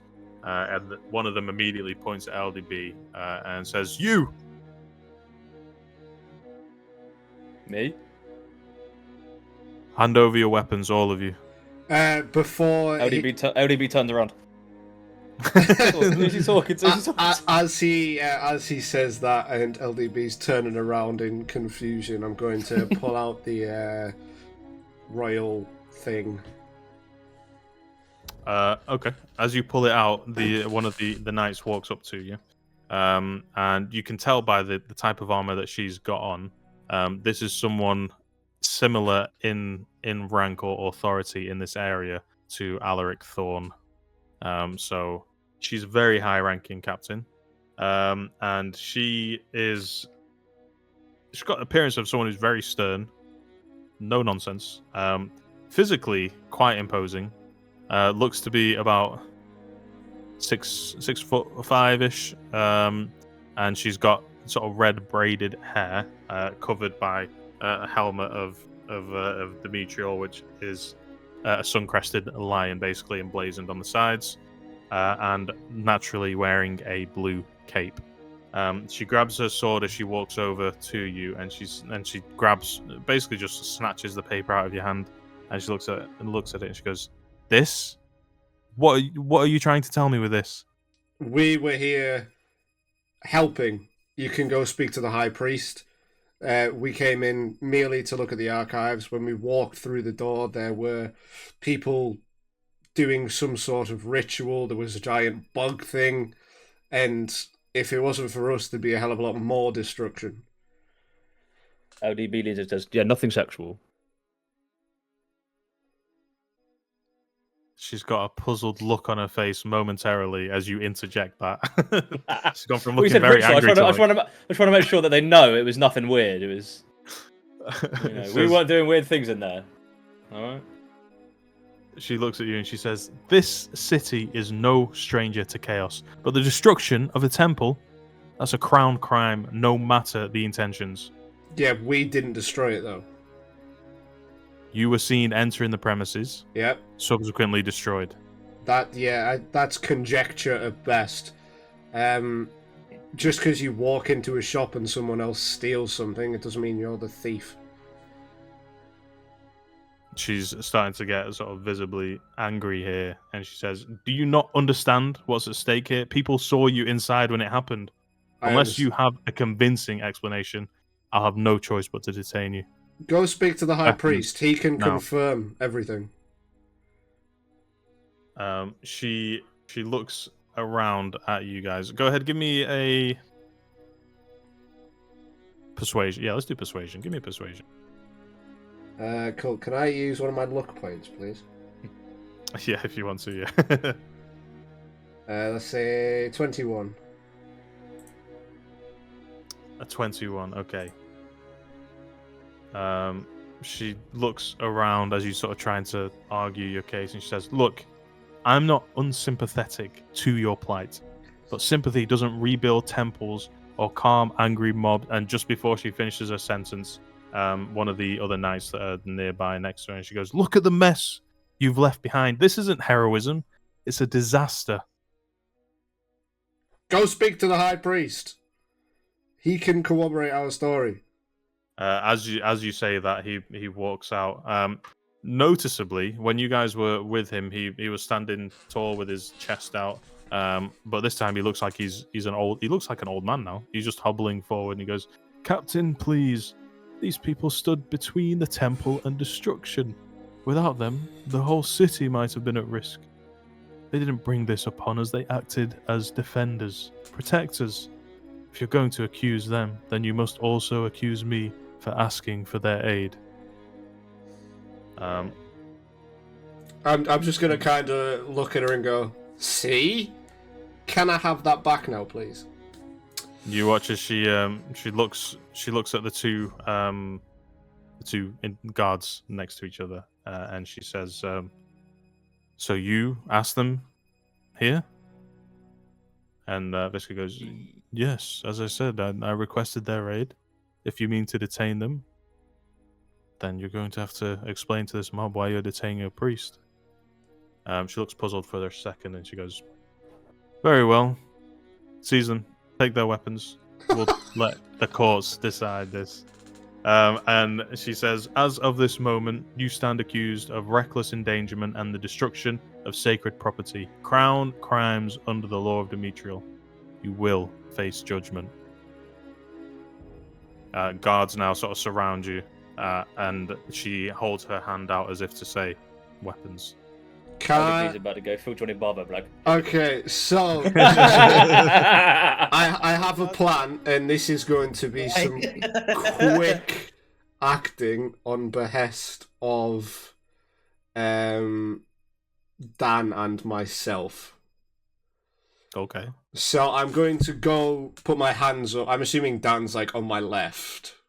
LDB is, yeah. Yeah, LDB's on my left. I'm going to put my hand over, like, just kind of go like that, and I'm going to put my hand over his axe and place a void mark.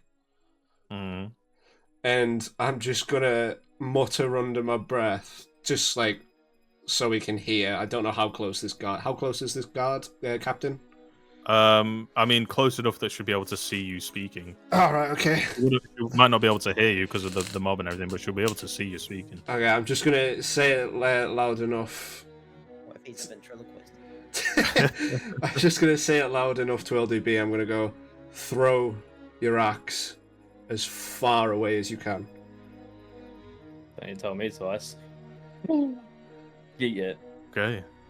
And Before we determine the outcome of this, what is your intention here?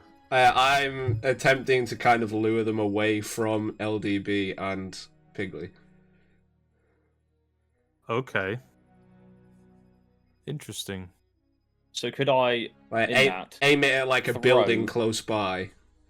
could I throw and then like turn and sort of grab Piggly by the hips and like turn around and run? Is that a thing I can do? And I'm scaling the wall. Okay. No, okay, not that. okay. I'm just gonna run. Okay, at Do you this want to do stage, anything, Braden, or you? Huh?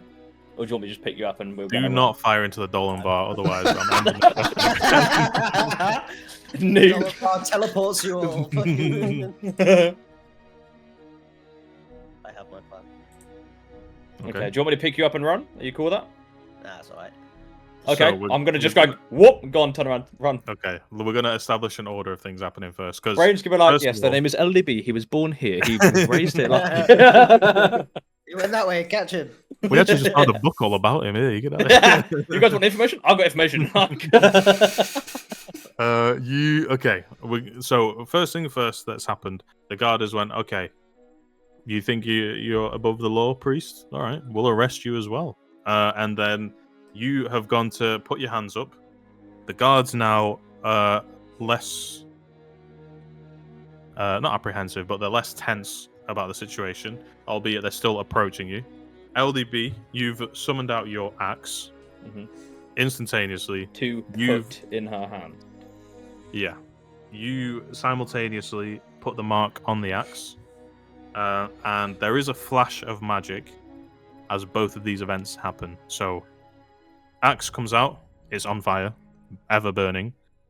The flash of the seal going onto it immediately is igniting more panic into the eyes of the guards.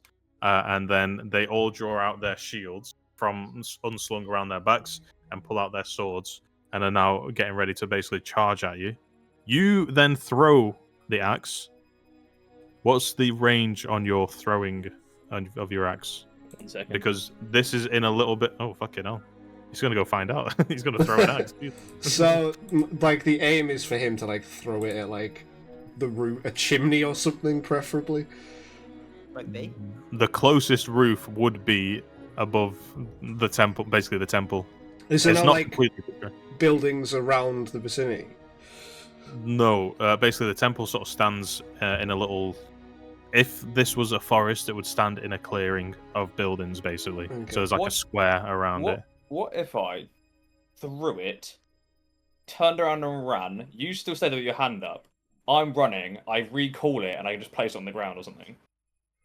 Oh, so I'm just stood stationary 50 Yeah, feet you're in like the other direction. You're like, "Hi guys, I'm not running." Then you go, "Poof," Where? for example. That could work, maybe.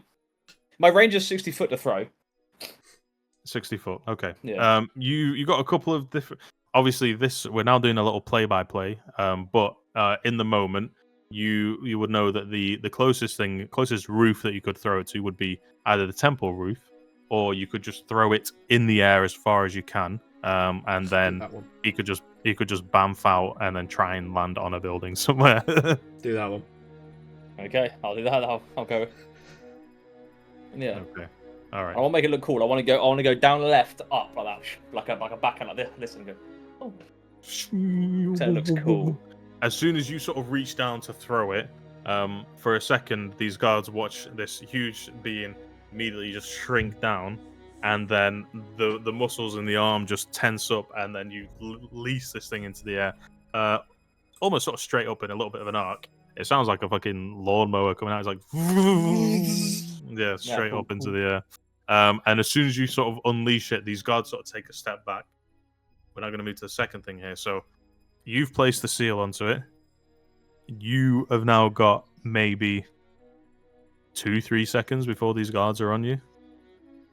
So at what point do you want to bamf out? The last possible moment.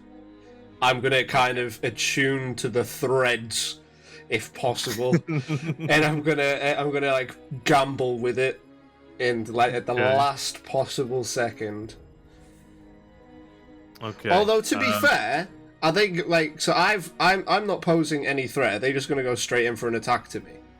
Well, they're gonna go in to detain you because they've obviously LDB is the major threat now because he's just basically, as far as they're aware, tried to attack them. But the captain did see you do a flash of magic, so that you're not completely freed of like immediate suspicion, but they are moving to sort of detain you, basically. Hang on, I'm just gonna postpone. You can use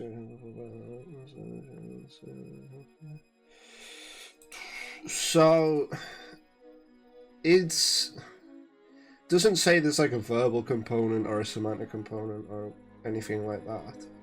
On what? Void's mark. Let me have a look. Void mark. It's an action. Yeah. Any solid surface. The way that I'm thinking it okay, is a mark that's on a surface, so it's not invisible. No. They can see you applying the magic. So when you initially put the Yeah, no, thingy but I'm on about, so they can detain me, but what the fuck's that gonna do? well, it's basically arresting you, putting you in jail for now. Yeah, but what, they're gonna put handcuffs on me? That's what they're moving to do, basically. Yeah, they want you to hand Yeah. over your weapons, and then they want to put handcuffs on you. But I can still teleport even if I've got handcuffs on me, is my point. Yes? As far as you're aware, if they're just traditional handcuffs, yeah, made of steel, you could. I'll just wait until I hear the axe connect, if I can. Okay. We will say that as the axe is reaching its highest arc, or the zenith, I suppose, Precipice. the precipice of the throw, it starts to slow down momentarily. What's your strength score, LDB? 18. You got a +4. Maximum throwing range is 60 feet. With you, yeah, I would I'm say muted. Yes. you probably would, if you wait for the zenith of the throw, you would probably be at about, because you sort of crouched down and threw it, about 75 feet in the air. Okay. Yeah, but like, so did you just throw it straight up? Oh, you Yeah. knob. Okay. You wanted that! That's what you asked No, for! I meant like at a distance. Nah, I was going, Okay, cool. yeah. I thought he'll figure it out, I guess. What is between the axe and the building? What are we looking at? Between the axe and the building, Yeah. I would say you're about 75 feet in the air. The roof of the temple is probably about 60 feet up. Yeah. So you could, if you wanted to, if LDB's just throwing it straight up into the air, try and grab onto the side of the roof, basically. I'll do that. Would there be like a propulsion power? Or there would, yeah. Moving, it would kind This of... axe, this axe is spinning. The mark on it is also spinning. Therefore, when you teleport out of it into the mark and then out of the mark, you would come out of it spinning. So you have a bit more control over it, but this isn't like a stationary thing. So you're propelled into the air, and then as you come out, immediately you would be affected by like forces of inertia. So that's cool. I'm gonna risk it. I'm gonna risk it because I've got a follow-up idea. okay, no problem. So you're just gonna fucking teleport to the roof, innit? Yeah, I thought it was a bad idea giving you that class. Okay, so you come out. Give me, we'll say, to do the void mark, it's just an action which takes like 6 seconds or so. Basically, you concentrate for a second, and as the guards are approaching you to try and take your weapons off you and cuff you, LDB and Piggly, you guys are running off, right? I want to turn and I want to grab the priest, actually. You want to grab the priest? Yeah. And just leg Okay. it. And just run with him. Like, he's literally under my arm like this. I'm like this. Piggly said he had some. And he's just under me. Okay. Which direction are you running? Because in front of you, the whole foreground, or the whole sort of entrance grounds to the thing, is covered by people and guards. Going left. You want to run to the left side of the building. Okay. Yeah. That's fine. It will be a good 30 feet of building before you can clear the actual temple. Okay. Is the temple on the map you give us of Demetriel, or? Yeah, not exactly how I wanted it. It is on there, though. Which see, let me have a look at the map. Are you trying to I would run guess- around the temple then, Dan? Well, I'm going to rub around the temple and then just keep running. So, And I'll link up with you guys at some point. the temple is... If we meet at the Rusty Tavern, the Rusty Nail. Okay. We do have sending stones, me and you. So I can Yeah. always phone you. That's true. What the fuck Braden, is this? I'm not sure what you're going to Marketplace? do, but if you want to join me, that'd be ideal. If not, you figure yourself out. Braden's just gonna let himself be detained. He's just going to nuke everyone. He's going to be like, innocent civilians' lives? Like, Flaming sphere! fireball! Fireball, Is there fireball. barrels nearby? Chain lightning, chain lightning. Chain lightning. Okay. Is there any Sunbeam. bodies Fucking around? sunbeam. Like If I kill Homeland one of that them, shit, I've got you a whole know? army going. Actually, yeah, that is something that will come up later, by the way, LDB, because you've not been taking care of those zombies at all. Me? So no, not you. Oh, there's LDB. I meant Yeah. Pigley. Yeah. So on the map in Demetrial, the very center of it, there's like a long black bar. Yep. That's where the Temple of Balance will be. So I'm gonna Isn't run left, as in down towards like the Vale, and then I want to run along that long street, that long straight line. That's fine. That would be a decent enough escape plan, because once you get out of this square, it's going to be pretty clustered in terms of buildings, so it'd be a bit easier to get away. Okay. I do imagine I'm not going to be, escaping too easily though, because I'm probably like sticking out like a sore thumb. But yeah. You are sticking out, and you will be chased, so you're gonna have to do like continuous running and trying to get away from him. So what's gonna happen here? First of all, Fiscal, I need you to give me a acrobatics check. Yeah. Okay. I'm going to use a luck point. Oh my god, he's burning through 2 of them already. That is a 21. 21. Okay. Better. As you sort of feel the void sort of pull you away and then spit you out where the mark was, you spin outwards in like a horizontal fashion, almost like I'll find the gif of it in a second. But basically, you spin out of it with sort of like your cape swishing around you, and then all you hear is the axe going past you still. So it goes boom, boom, boom, boom, and then starts to fall as you come out of it. And you take the very most minute amount of time to try and reorient yourself. And as you see the world below you quickly coming up to meet you, you instinctively reach out a hand as you're spinning to try and slap onto the side of the roof, because you've already lost quite a lot of momentum coming out of this. So you slap onto the side of the roof, and for a second, your fingers don't quite touch the edge of the roof. And as you do that, your fingertip basically just grazes the top of the rooftop, but not quite enough purchase. Exactly like that. And then as you do that, because you use your luck point, you watch some thick threads, golden threads, basically just lurch your hand up onto the rooftop. You're now currently just sort of dangling off the top of the roof, looking down about 60 feet onto the crowd below you, and you watch as the guards sort of look around, and someone in the crowd's like, "He's up there! I just saw him. He's up there!" And then the crowds turn around and then look up at you, and then half of them start dashing into the temple to see if there's any roof access, and then the other half turn to try and go after LDB and Visca. They Pigley? just left Pigley. Pigley, what are you doing? You're not alone. Sorry, I made that sound like they completely split up. Who's the captain The bulk following? of the force. The captain is going into the temple to try and go up. Are they going to come after me? No, they're after me. They're after him. You are currently being chased by what you imagine is the sergeant of the operation. Boring. Lame. Boring. Lame. Let Brent do his thing. Go on, Pigley, not Pigley. What are you doing? I think I know what Brent's plan is. There's a big crowd near, isn't there? There is, yeah. Oh, am I gonna have to describe a war crime here? Fuck me. I'm going to make a crime. You're the boss, not in Water Tower. I want to go to turn around while putting my hood up. And as I'm putting my hood up, I'm going to misty step to the outside of where the crowd is to come up just behind a crowd of people and walk off as if I was part of the crowd just walking away from it. I wish I could. Okay. Fuck's sake. You. Why didn't I think of that?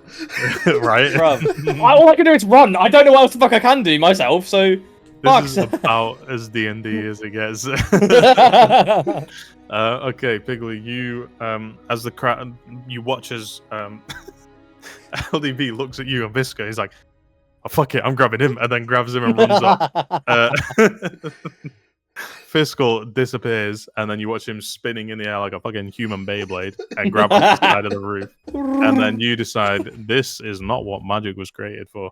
And then you decide to, as these guards are sort of running to you, is now everything sort of slows down a little bit for you in time. and they're sort of reaching out to grab you with their shields. One of them's going for their sword. Their face is like paused basically in time, in an angry visage, trying to shout something at you, but you can't hear it because you've already turned and got your hood up, and you fall through the ground. Boom. As you sort of take a step, you disappear into the ground, and then you reappear behind the crowd of people. Everyone's so irate at what's happening ahead that no one's paying attention to what's going on behind. As you reappear behind the crowd, it's almost just like Ezio. You don't quite come out exactly on the opposite side, but just like Ezio, you sort of make your way through, pushing people out of the way, and then you make your way out to the back of the crowd. All I can see is the fucking Brotherhood where he's like, yeah, like when, the animation where he's going through. The fucking, that's such a cool animation to think about, bro. it is Such a cool little thing to think about. I have a question. Can I see Piggly like leaving the crowd from my 60 feet in the air vantage point? I mean, if you wanted to wait, is like just dangling off the edge. Yeah, you could. Well, I mean, it's only a few seconds, isn't it? It doesn't take long to cast that as well. I'm gonna give him a wave as I walk away. Cool. Well, like this. Can I then hoist myself up onto the roof? Yeah. And I'm just gonna mutter under my breath, "Thank the fucking gods, Jesus." And then I'm going to pull out my crossbow. Which one? I think you got like 3 in your fucking bag right now. my crossbow, not Jermaine's. Okay. I'm gonna pull that out, and I'm going to. It's a short bow. Sorry, I'm gonna pull my short bow out. Load an arrow into it. No, pull an arrow out. Put the void mark on it. And then in the direction that Piggly is heading, I'm gonna fire it like 20 to 30 feet ahead of him. Okay. I would say you could do that. You will be sufficiently sort of covered from view. In terms of, like, no one's going to see... They'll see you climb up onto the roof, but no one's going to see you pulling out a bow, because there's no one there to see you on top of the roof. It's going to take the guards a bit of time to get up there as well. What's the range on your short bow, actually? My short bow is 320. Okay, no problem. Yeah. You load up the void mark. You sort of channel it with the power. Instead of it just having a mark on there, it seems like the arrowhead and like up to halfway down the arrow seems to sort of glow with like a shifting kind of purple. And then as you loose it, trying not to aim for Piggly, but just ahead of him. I'll tell you what I'll do is I'll shoot it. So, what direction is Piggly headed? He would be... Well, what direction are you heading, Piggly? You're behind the crowd now, but which way are you going? Whichever way the top of the bit. That would be southward then, yeah. Cool. So he'd be heading down, basically. Yeah, I will. I'll loose my arrow kind of in like that alleyway. Okay. You could probably do that. That should be... I'm just gonna...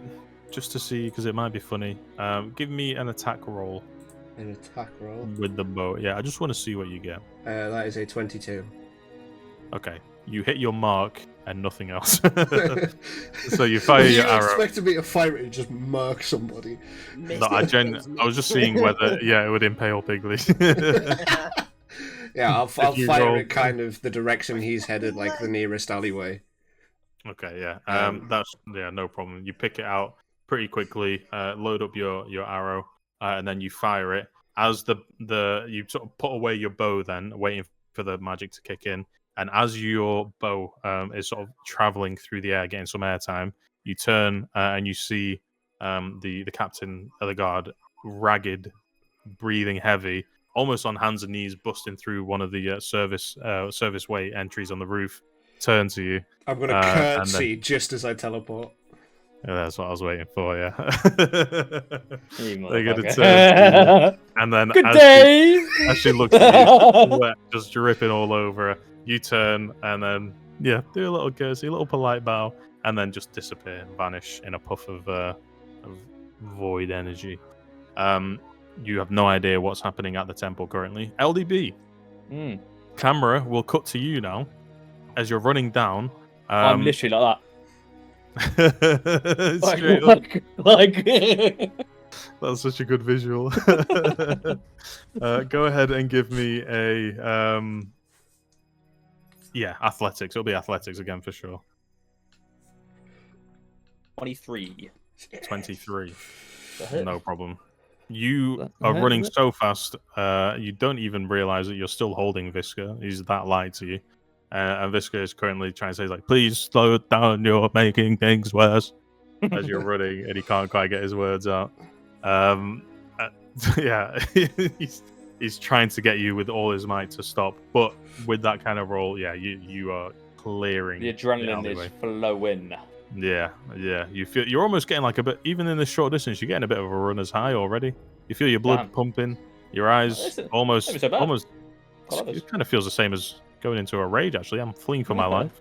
Adrenaline's kicking in, and I'm actually doing it. Yeah, I'm actually doing it. I'm making it. You run as you're running. You feel your axe summoned back into your hand as it's now finally clanked onto the ground somewhere. And you then just despawn it basically. Yeah. It's gone. So you run. I will say that as you're sort of turning the path down towards sort of one of the alleys, you don't really have an idea where you're going. You just know you need to get away from here for now. Yeah. You run, you dash down. There are a couple of guards on the side of the pathway basically that you're trying to get through. So with Visca in your hand, there's two guards. They hear thunderous footsteps behind them. How do you want to try and get past these guys? Because they're now turning to look at you, just like in the split second before you're within range of them, basically. I am going to. It's a shame you don't have improvised weapon because you could just use Visca. Jesus. I'm going to run through them. You're just gonna ball through them. Okay. Like through the middle, both of them. What's your AC? 18. Okay. They are going to make some attacks as you enter their range. They have got spears, so Have they got shields? they do have shields. Yeah. Can I go to stand on the shield and leap myself over? Fucking hell. Nice. Okay. Let's see if they hit you first. Okay. I You guys imagine take- because he's heading south and I'm just kind of perched in the edge of an alleyway waiting for Figley to walk over to me. I just look to my right and I just see him charging Yeah, in zoom the up. distance. Pretty much.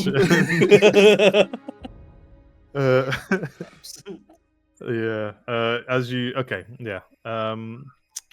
let's see, where's my dice here? I was only doing this. He's sort of thinking, "Oh damn, we're fugitives." I don't even know what that word means. Bro, I just learned that. I just read it somewhere in a book. I am Okay, curious if Bez thought this was the way things were going to go. I knew you'd try some shit. I just didn't think it would be this shit. When you say Okay. you knew you'd try shit, do you mean me specifically, or...? I thought it would either be you or Brayden that would do something crazy, because I just assumed that Brayden would be like, all right, I just want to kill someone to get some zombies Yeah, or something. literally. That was my backup plan. He just like nuke next, Look, bye. just like Varlin. Um, Right, next town. Is there a graveyard nearby? And near a temple, yeah, there would be. Okay. So actually, one of them is going to tag you, Dan. So because they rolled an 18 just on the back of the die, so one of them is Yep. going to get you. They are going to do. As the spear sort of nicks you in your side, you wouldn't have gotten hit by this, but you realize you're carrying Fisker and you don't want him to take a hit, so you Yeah. lift him out of the way. And as you lift him out of the way, one of the spears just sort of slices across your side. You are going to take 12 points of damage. Ooh. Piercing damage. But this is while you're in motion, basically, to leap off one of the shields. You remember when you said my adrenaline's rushing? It's almost like I'm in a rage. Yeah. Just not quite in a You rage. don't want to get the full hog? Alright, okay.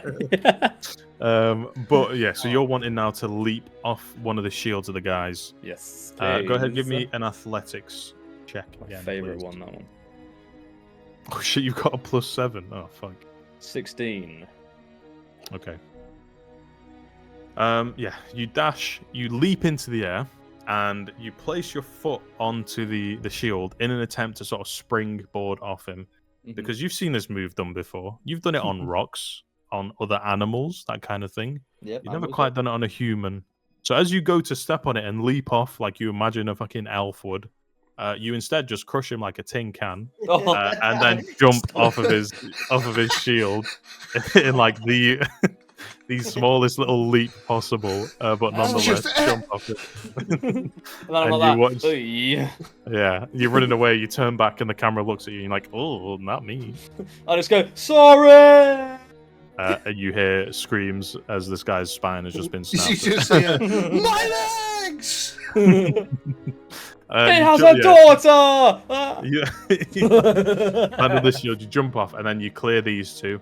The other guard, because you basically incapacitated that one guard, the other guard is now torn between chasing after you, doing his job, or just trying to help his friend. And he does, as you turn back for a second while he's still running, he does seem like he is just going to stay there and take care of his friend. So, nonetheless, you beam it out of there. Fiscal, you're watching LDB just crush a guy with his foot as he tries to jump over him. Poor guy. Piggly, you're just heading towards hands in your pockets kind of vibe, just walking down the He's street just a chill guy. as you hear some bells going off and guards sort of running past you, people trying to shove past you to try and get to where the action is, basically. I'm just going to be posted up on a building, lighting it, pulling out a match and lighting a cigarette. Yeah, nice. It's going to look, for the audio listeners, like that picture that we recently published. Which picture that we recently published? The one that I sent you, where Fiscal was stood on a rooftop. Ah, right, yeah. I'm not I'm not on the roof. I'm like just on the ground waiting for people to walk up to me. Okay. That's fine. That's actually a pretty sick picture. Now that I look at it again. Okay. Yeah. Anyway, yeah. So you're now just on the side of an alleyway. You watch LDB run past. Hear what you expected to hear: someone dying, and then LDB running away. Hey. And then you sort of turn around. You're like, well, we're home free now, I guess. And you turn and you can. What is it that you want to do? I'm gonna pull out my sending stone, and I'm just gonna say, "LDB, meet us at Nehar's Tavern." And I'm gonna put it back in my pocket. All yours. And then I'm just gonna flag down Piggly. Piggly, as you're walking, you see the smallest possible, faintest glow from a cigarette in an alleyway over to your right side, and then Fiscal sort of steps forward a little bit, and you watch him coming out of the shadow. His face now just illuminated by the cigarette light. Fucking hell. What did you say? Give us a toe. I hand Piggly my cigarette and then pull out another one. Take a puff and go, that was fucking stressful. You were stressed? Bro, I just crushed a man with my foot. I just turn to him and go, yeah, you're trying to save the fucking day, huh? Anyway, I think we should probably go find Digsy, see if we can mitigate this disaster somehow. And as you're saying this, you're hearing now more and more feet basically running down the road that LDB was running down. And then you hear just some more crashing, some cats like screeching as he's crashing into stuff. You hear like I have a woman screaming, trying to hide herself as I'm running through her house. Oops, wrong door, sorry. Oops, no, oops, there's it. One more. And then you run back, yeah. Yeah. You hear tires Nice. screeching as a team of cripples starts chasing you.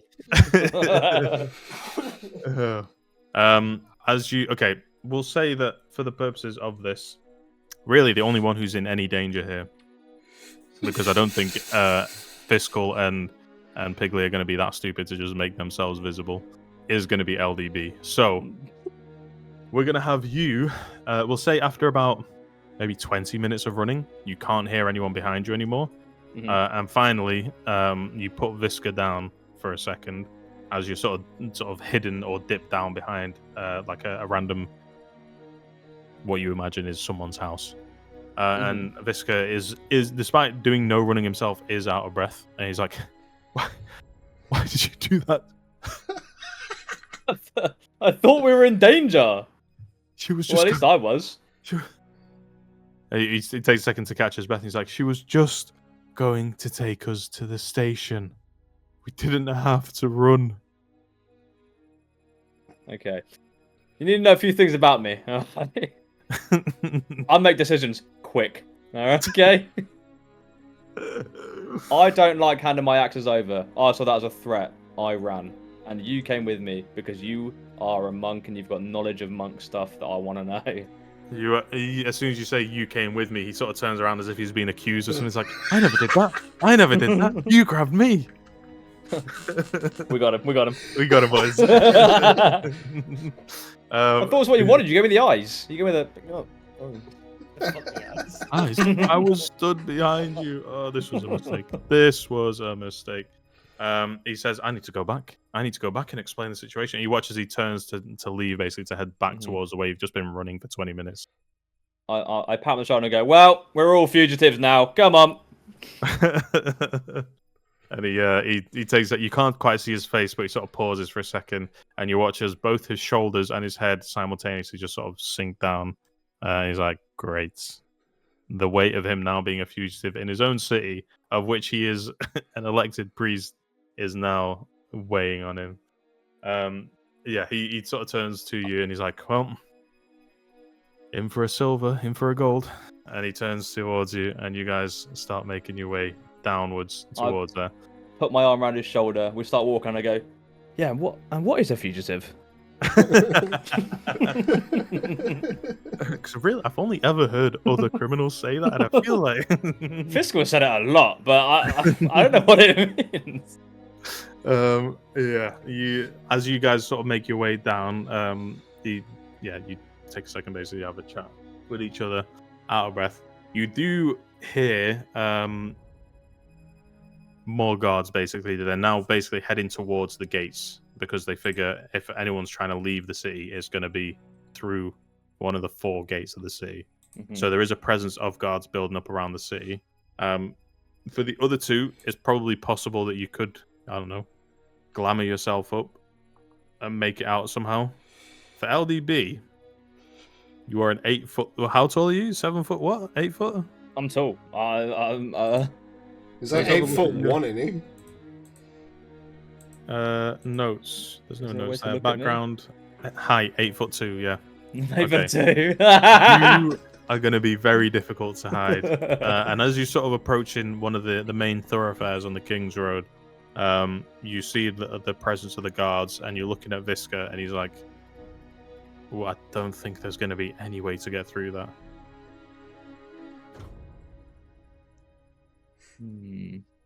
Any ideas? He says your friend is a fugitive. Maybe he's I am the friend of a given you fugitive. something.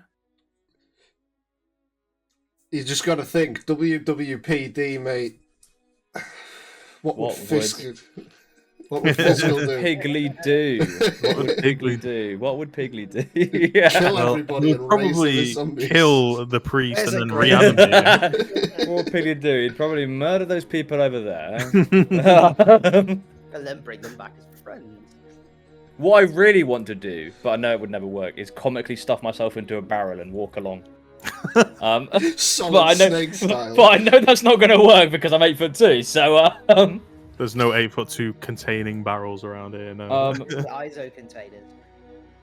okay. Let me I'm put that so in ISO content. container. Are there any sort of like carts that could be going in and out of the gates? That I can get in the back of? Is there anything like that going on, or There's I could couple- hide myself in a shipment or something? There is a couple of carts that are already stacked up, basically waiting to leave the gate, but haven't been able to go yet. It's forming a bit of a queue. You can't really differentiate between passenger carrying ones and, ones that are carrying goods or anything like that. So, I mean, if you wanted to approach them, you could, and see whether you can, get into it. I want something to hide myself with as well in terms of like a cape. Is there anyone nearby? Could I see if there's anyone nearby that I could get? I could swap. I could just buy their clothes off of them or something and use it as a cape or like a hood or something to hide myself. I mean, there are people who are staying much like yourself in alleyways that are wearing all sorts of sort of covered robes, and they're sort of on looking again exactly the same way you are, just looking out into the street, seeing if there's what's going on and trying to work out without being seen what's happening and what events have occurred here. Yeah, I mean, you could approach one of them if you wanted to. I'm gonna say Visca. Yes. Come with me. All right, we're gonna go talk to that beggar over there. Okay. You approach someone who is very clearly not a beggar. Yeah. And I go, hello, beggar. He turns around and is like, what on earth are you... Oh. What do you want? And he starts backing up away from you. I would like your hood. Making that exact Non-sexual. face. Go ahead, give me an intimidation check. I would say with advantage, because this is a regular person, non-combatant. Non-combatant. 21. Yeah, Nice. more than enough. He goes. You watch as this person goes to sort of take off his hood, and then before he even realizes what he's doing, he's like, "Wait, why?" I'm a fugitive.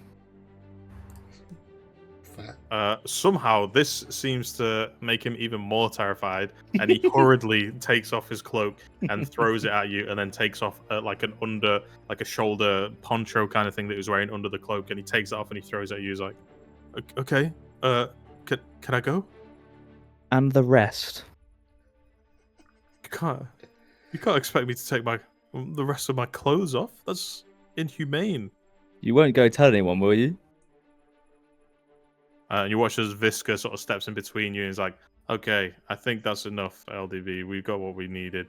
And he turns towards the dude. He turns towards the dude you guys were just speaking to, and he pulls out 3 gold coins and puts it into his hand, and he says, "Please mention this to no one." I'd like to pull out a gold coin of mine, like one and be like this, like that. Like, just very carefully drop one onto Visca's pile. Yeah, as you sort of force his hand open with one finger, put the gold in with the other hand, and then close it again with one finger. The power of gold soothes a lot of worries and aches in this world, apparently, because he's just immediately like, "Oh, okay, cool. 4 gold for a 4 copper worth of cloak, yeah." And I'd like to say, let them know I'm a gentle fugitive. I'm a careful fugitive. He's a gentle giant. He turns to you. I am a forgiving fugitive. He turns to you. He's like, let who know? Should I be telling people something? No, tell no one. Okay. He starts. What a fugitive is. He starts stepping I back. was about to go. And also, what's a fugitive? Yeah, he starts stepping back into the alleyway that you guys were hiding into, and then you just hear him sort of skitter off. And then Visca turns to you, and he kind of does like a sigh. He's like, "Look, we don't always have to resort to evil intimidation tactics, okay? These are just regular people." Visca, I thought I was just being nice. This is how I talk. You watch almost like pieces of a puzzle are forming in his head, and he's like, "Right, I'm starting to get that actually." Yeah. He's like, "Well, you've got the cloak. What's your plan now?" So, is it like a scarf? Like, let's say it's like, can we say it's like a little scarfy thing, like a scarf cloak hood thing? On you, yes, it would be. Yeah. Okay. And So I you've got can sort like of a cover little my mouth poncho. and have a. Yeah, I got the poncho. So I'm sort of like poncho the hunchback and Notre Dame like that. Yeah, I mean, if Yeah. you wanted to look reasonably like an average person, you'd have to hunch over a lot. Okay. I won't hunch over. I'll just stand still. Just walking And, on his knees everywhere. Yeah. I want to try and identify a passenger carriage, please. Okay, give me a perception check. You can do it either from where you are now, or you can try and walk up to it and get the perception check with advantage. However, Okay. you would then also have to do a deception check to try and I will. fool Yes, other I'd like people. to. I'd like to walk up and ask if it's you got passengers in it. It's a passenger one. You walk up to the Or car. could I just Go be ahead. like, what is in there? What is in there? What have you got in your carriage? You could. I mean, you can ask a question however you like. Hmm. First of all, though, as you're walking out with this sort of garb on, basically meant to cover you, you watch as Visca unfurls a cloak from his pack and puts it over himself to try and hide his gear, basically. And he and as you guys walk up, you're basically trying to make yourself as inconspicuous as you can. So go ahead and give me a deception. I would check. actually like to ask Visca, do you know if any of these are passenger carriages? Visca takes a look. Let's roll a d20. I fucking love this shit right now. I think it's so Ooh. funny. Oh, Visca looks around and he's like, "I have no idea." Okay. Usually, from the city. if Weird, they're okay. selling goods, there'll be barrels in the back. So maybe start there. I don't know. He got a fucking Good nat idea. one, didn't he? I'll take that on board. Thank you, Visca. Call yourself a priest. Right. Okay. I'm gonna go up to. I take it I'm still quite far away from the gate in terms, so they wouldn't be able to see me asking people. I guess. Is that fair? Or am I sort of close-ish? His bed's dead. His mic's died or some shit, hasn't it? The Hello, roll hello, killed- hello, that hello, roll of the hello. dice killed Okay, Bez. yeah, sorry. My mic died right as Caleb asked. It was a nat one. I was like, yeah, it was. Okay, so yeah, so what did you say you wanted to do? Sorry, walk up and see. I want to ask someone. I just want to ask this carriage driver. Yeah. Okay, What you is in walk the up. back of your carriage? Most people have to look up to ask someone riding a carriage. You just look down on them, and you walk up to the guy, and you can sort of lean over, and he, as you ask him, he goes, "What the fuck is that?" I go like that. What? Why do you want to know? I'm a fugitive. You watch as he sort of leans back a second, and he sort of leans over the direction you walked in, as if to look back to see if there's anyone there, and then looks ahead at the gate. He's like, "You'll have a tough time getting through there, then." I'm a fugitive with gold. Now you're speaking my language. But considering you're in such a tight spot, you can't really put a price on freedom, safety. Why don't we say a nice even 100 gold? What are you transporting? Wine. I'm due to leave the city as soon as I get out of this gate, pretty much. Smart How business. do I know I can trust you? Half now, half later. If you give me 100 gold, you don't have to worry about it. Simple business transaction. Give me an insight check. Okay. Surprised you didn't make him sound scouser with the amount of robbing it right now. Insight. Where's it? To be honest with you, I went from like, You went probably Tommy Shelby there. yeah, I did a little bit. I went back to Boko smoking. Oh no, Ooh, 19 insight. 19. High Yeah, rolls, high rolls based today. on the way that this guy is immediately relaxed at the prospect of transporting and harboring a fugitive, you gather that he kind of does this sort of stuff regularly. So you don't feel like you would be in bad hands if you did give him 100 gold. He wouldn't snitch on you, basically. Okay. And I go, you seem like a man with a good business sense. How That's would you all, yeah. agree to 50 gold now, 50 gold when I'm out? Of course, it's me 70. and my friend, Visca. He sort of looks at you and then he looks down towards. He's like, didn't say anything about a priest. We'll say 100 gold now, 100 gold when you get out. I looked at Visca and I go, You take that bet? I'll take that bet. And he goes, all right. There's not going to be much room in the back, but you're going to want to maybe move some of the wine out the way. Okay. Just leave it Okay. on the side street. Someone else will pick it up. Okay. Can I drink some of it?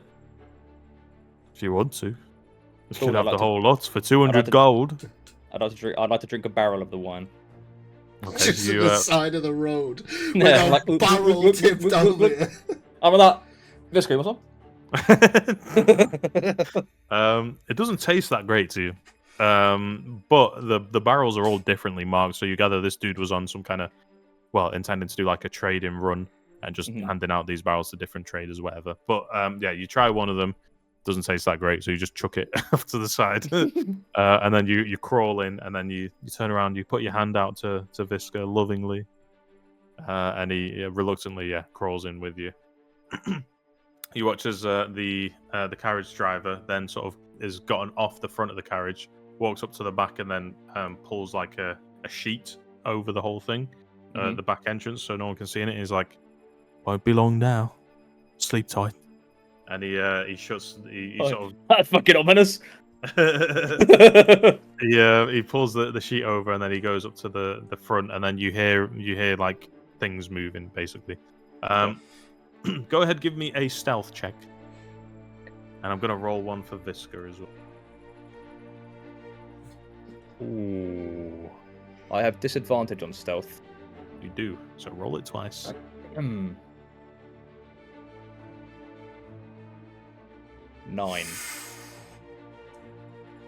9? Yes. Okay. It's kind of hard to hide in a carriage that is leaning to one side the whole way. So as it's sort of going through, as you can hear the barrels sort of sloshing, and they're sort of sliding against you and Visca, and every time it hits Visca, it's like, ow. Oh, fuck. Move, please. He's getting sort of squashed between you and the barrels.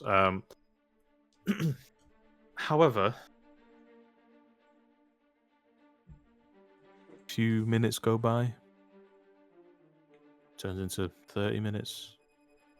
An hour. Steady pace. You do hear footsteps, clanking of armor surrounding the carriage. You hear some faint whisperings. You're keeping your head down low so that no one can make out any kind of forms or anything through the sheet. And you hear some mutterings. You hear clinking of gold. And then you really, really need to fart right now. And you cut the cheese a little bit. It's a light one.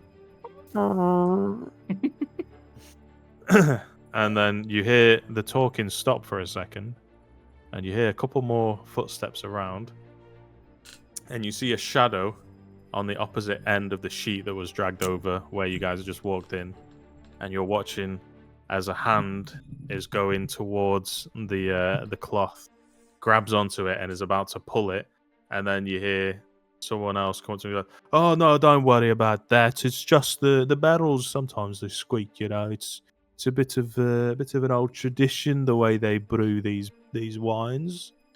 You could try some if you want. I'll bring it to you." And then there's back and forth a little bit, and then you watch as the sheet pulls open, and you see the guy who was driving it is like, "Shut the fuck up."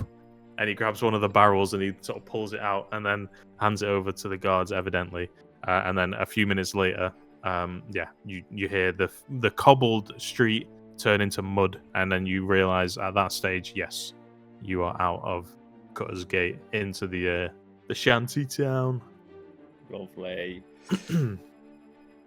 And there's a few more, like an hour or two, basically traveling down, and then you hear the truck stop. Not a truck, the carriage stop, and then the sheet gets pulled over, and it's the guy again. He's like, "All right, so I held up my end of the bargain. No thanks to you. 100 gold, please." And I keep forgetting his name, Visca. And I go, Visco, pay the man. Visca turns to you in a state of, looks like he's just seen a sleep paralysis demon. Looks at you and he says, I'm a priest. And I go, okay. I'll cover it. I'll cover his off as well then. He's always doing this. His priest act. I know. Yeah, so I'm you gonna give go it, yeah. down. So that's going to be a total of 200 gold. Yep. that you're It gonna is gone. get I did the 100. And I'm gonna earlier. Yeah. Mhm. So Really banking on Yeah. that Visca paying him the other half, wouldn't you? Just want to see what Bez would do with this.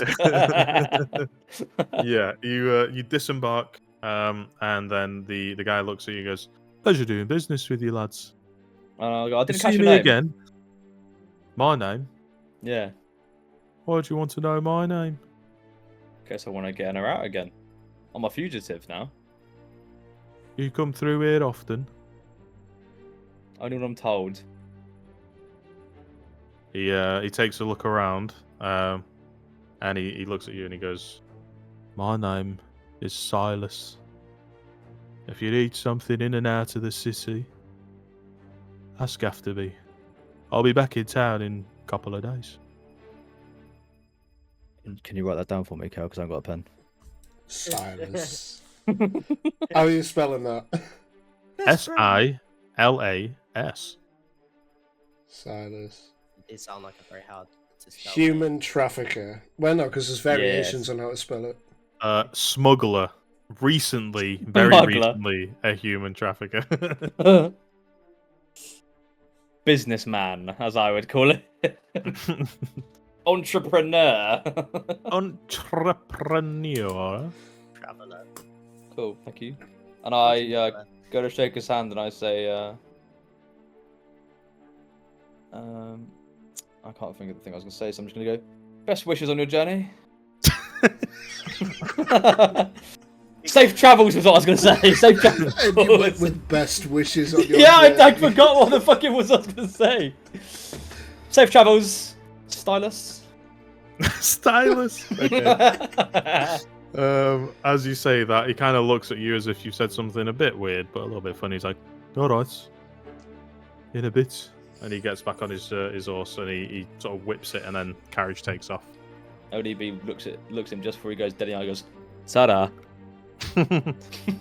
Oh. Okay. He grabs your ball. No, I'm joking. Declothe now. Intimidation. Yeah. You realise that where he's left you is pretty much at the very outskirts of the Cutter's Gate district. So you. Are we saying like that? If I look at the map, like all the way down that long main sort of path. Pretty much, yeah, where the buildings sort of start to get a the- bit thicker, yeah. When they get like a bit sparse. Yeah. So that's where he sort of dropped you off. Okay. Which at first would seem like a bit of a exaggeration, but Yeah. considering the state that the Cutter's Gate itself is in, yeah, probably best to drop you off this far away. Okay. So yeah, he's taken off. You're currently gonna make your way. Visca sort of looks to you as you guys start walking. He's like, "So, what are we doing now?" Visca, my dear boy, I haven't a clue. This is the first time I've been a fugitive. Okay, we'll figure it out though. You and me, man, guess the world. As you do those punches, they're dangerously close to his head, so instinctively he starts to sort of dodge past him. He's like, "All right, okay, I get, okay, all right." Yeah, literally. Ah! Yeah. He's like, "All right, well, for now I'll follow your lead, but just so you know, I don't intend to stay a fugitive." You and me both, Visca. I'll get us out of this mess. With that, you guys head down the main road, the King's Road, down to the Rusty Nail. LDB is on his way. So, what are Fiscal and McCringleberry doing? Oh yeah, McCrinkle. Are there any like catacombs that lead out of the city, like tunnels for the catacombs that lead out of the city? Catacombs, you say? I'm excited. You do not know of any catacombs entrances where you are currently in the Vale. The closest one you know for certain is Calder's hidden inventory. Yeah. Yeah, but... Which you could get to, but it's going to be a bit difficult now. Okay. I guess it's just we can stick to the shadows, make our way as close to the gate as possible, and when we get there, we can improvise something. As you're approaching, as you're sort of making your way down the tracks, now that you're out of the temple, Pigley, you start hearing the whispering again. Just sort of gnawing at the back of your mind, ever so slightly. A reassurance, not quite a friendly one, but the only one you've ever known. And they tell you to head towards Calder's.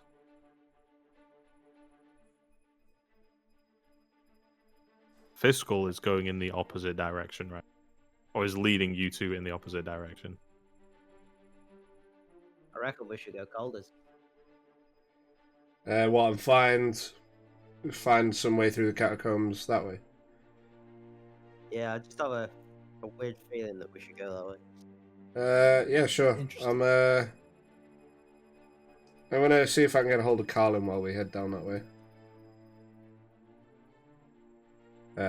Yeah. As you say that, as you're walking, making your way through some of the more, well, as far as alleyways goes, it's just a bit cleaner. You hear the familiar wind chimes. Ooh. Ding-ding-ding-ding-ding. Ooh. And you turn instinctively in the direction. Pigley, you also notice him stop and then turn sort of back towards the way that you came, so you turn as well. And you watch there as very slowly a door starts to materialize out of a side wall. And as soon as it materializes, there is sort of a smoke coming from below the door. Eerie lights immediately around the edges, and random, well, what you've seen before, kind of dream catchers, voodoo artifacts sort of on the door, that kind of shit. Yeah, that sounds like my kind of thing. As the door appears, Pigley, this is probably the first time that you've seen it. Yeah, I think this is the first time. Yeah. So, as you're sort of approaching, you're feeling a very strong kind of a sense like your power is being, like your inner, not your inner strength, but like your inner magical arcane ability is kind of being sapped away ever so slowly, as you get closer and closer to this door. Not at an alarming rate, but enough that you've noticed it. Well, I'm gonna head to the door. Yeah, I want to come in as well. I'm intrigued. I want stuff. Okay. I like stuff. You approach the door, and there's no handle on it, but as you sort of push against the door, both of you watch as the door sort of creaks open. There is a huge waft of smoke that sort of folds out, unfurls like soft running water, basically, over the top of both of you. And as the smoke sort of dissipates, you're stood in a doorway in a completely black environment. There's no street behind you. There's nothing in front of you. You're just stood in the middle of a doorway that's open, and blackness, darkness everywhere. In the distance, you see two pairs of eyes, like narrow slits, prowling in the distance. And then you watch as a set of glowing hands appear and waft up into the air. Multitudes of sconces and lanterns and braziers light up, illuminating what looks to be, for the first time, Fiscal, each variation of this store that you've been in has been some kind of shop, some kind of collection, a library, supermarket aisles, that kind of thing. Yeah. But this time, it looks like the inside of a crypt. and you watch as some of the light sources are from the inside of skulls that are sort of set around on the sides. The entire area in the middle is a huge open segment with statues of indescribable proportions, basically along the side of each of them, coming narrowly, sort of closer and closer and closer until they meet at the spot where you saw the two eyes. And as you stand there and you watch the eyes, that's where we're going to end the session tonight. Oh, you son of a bitch.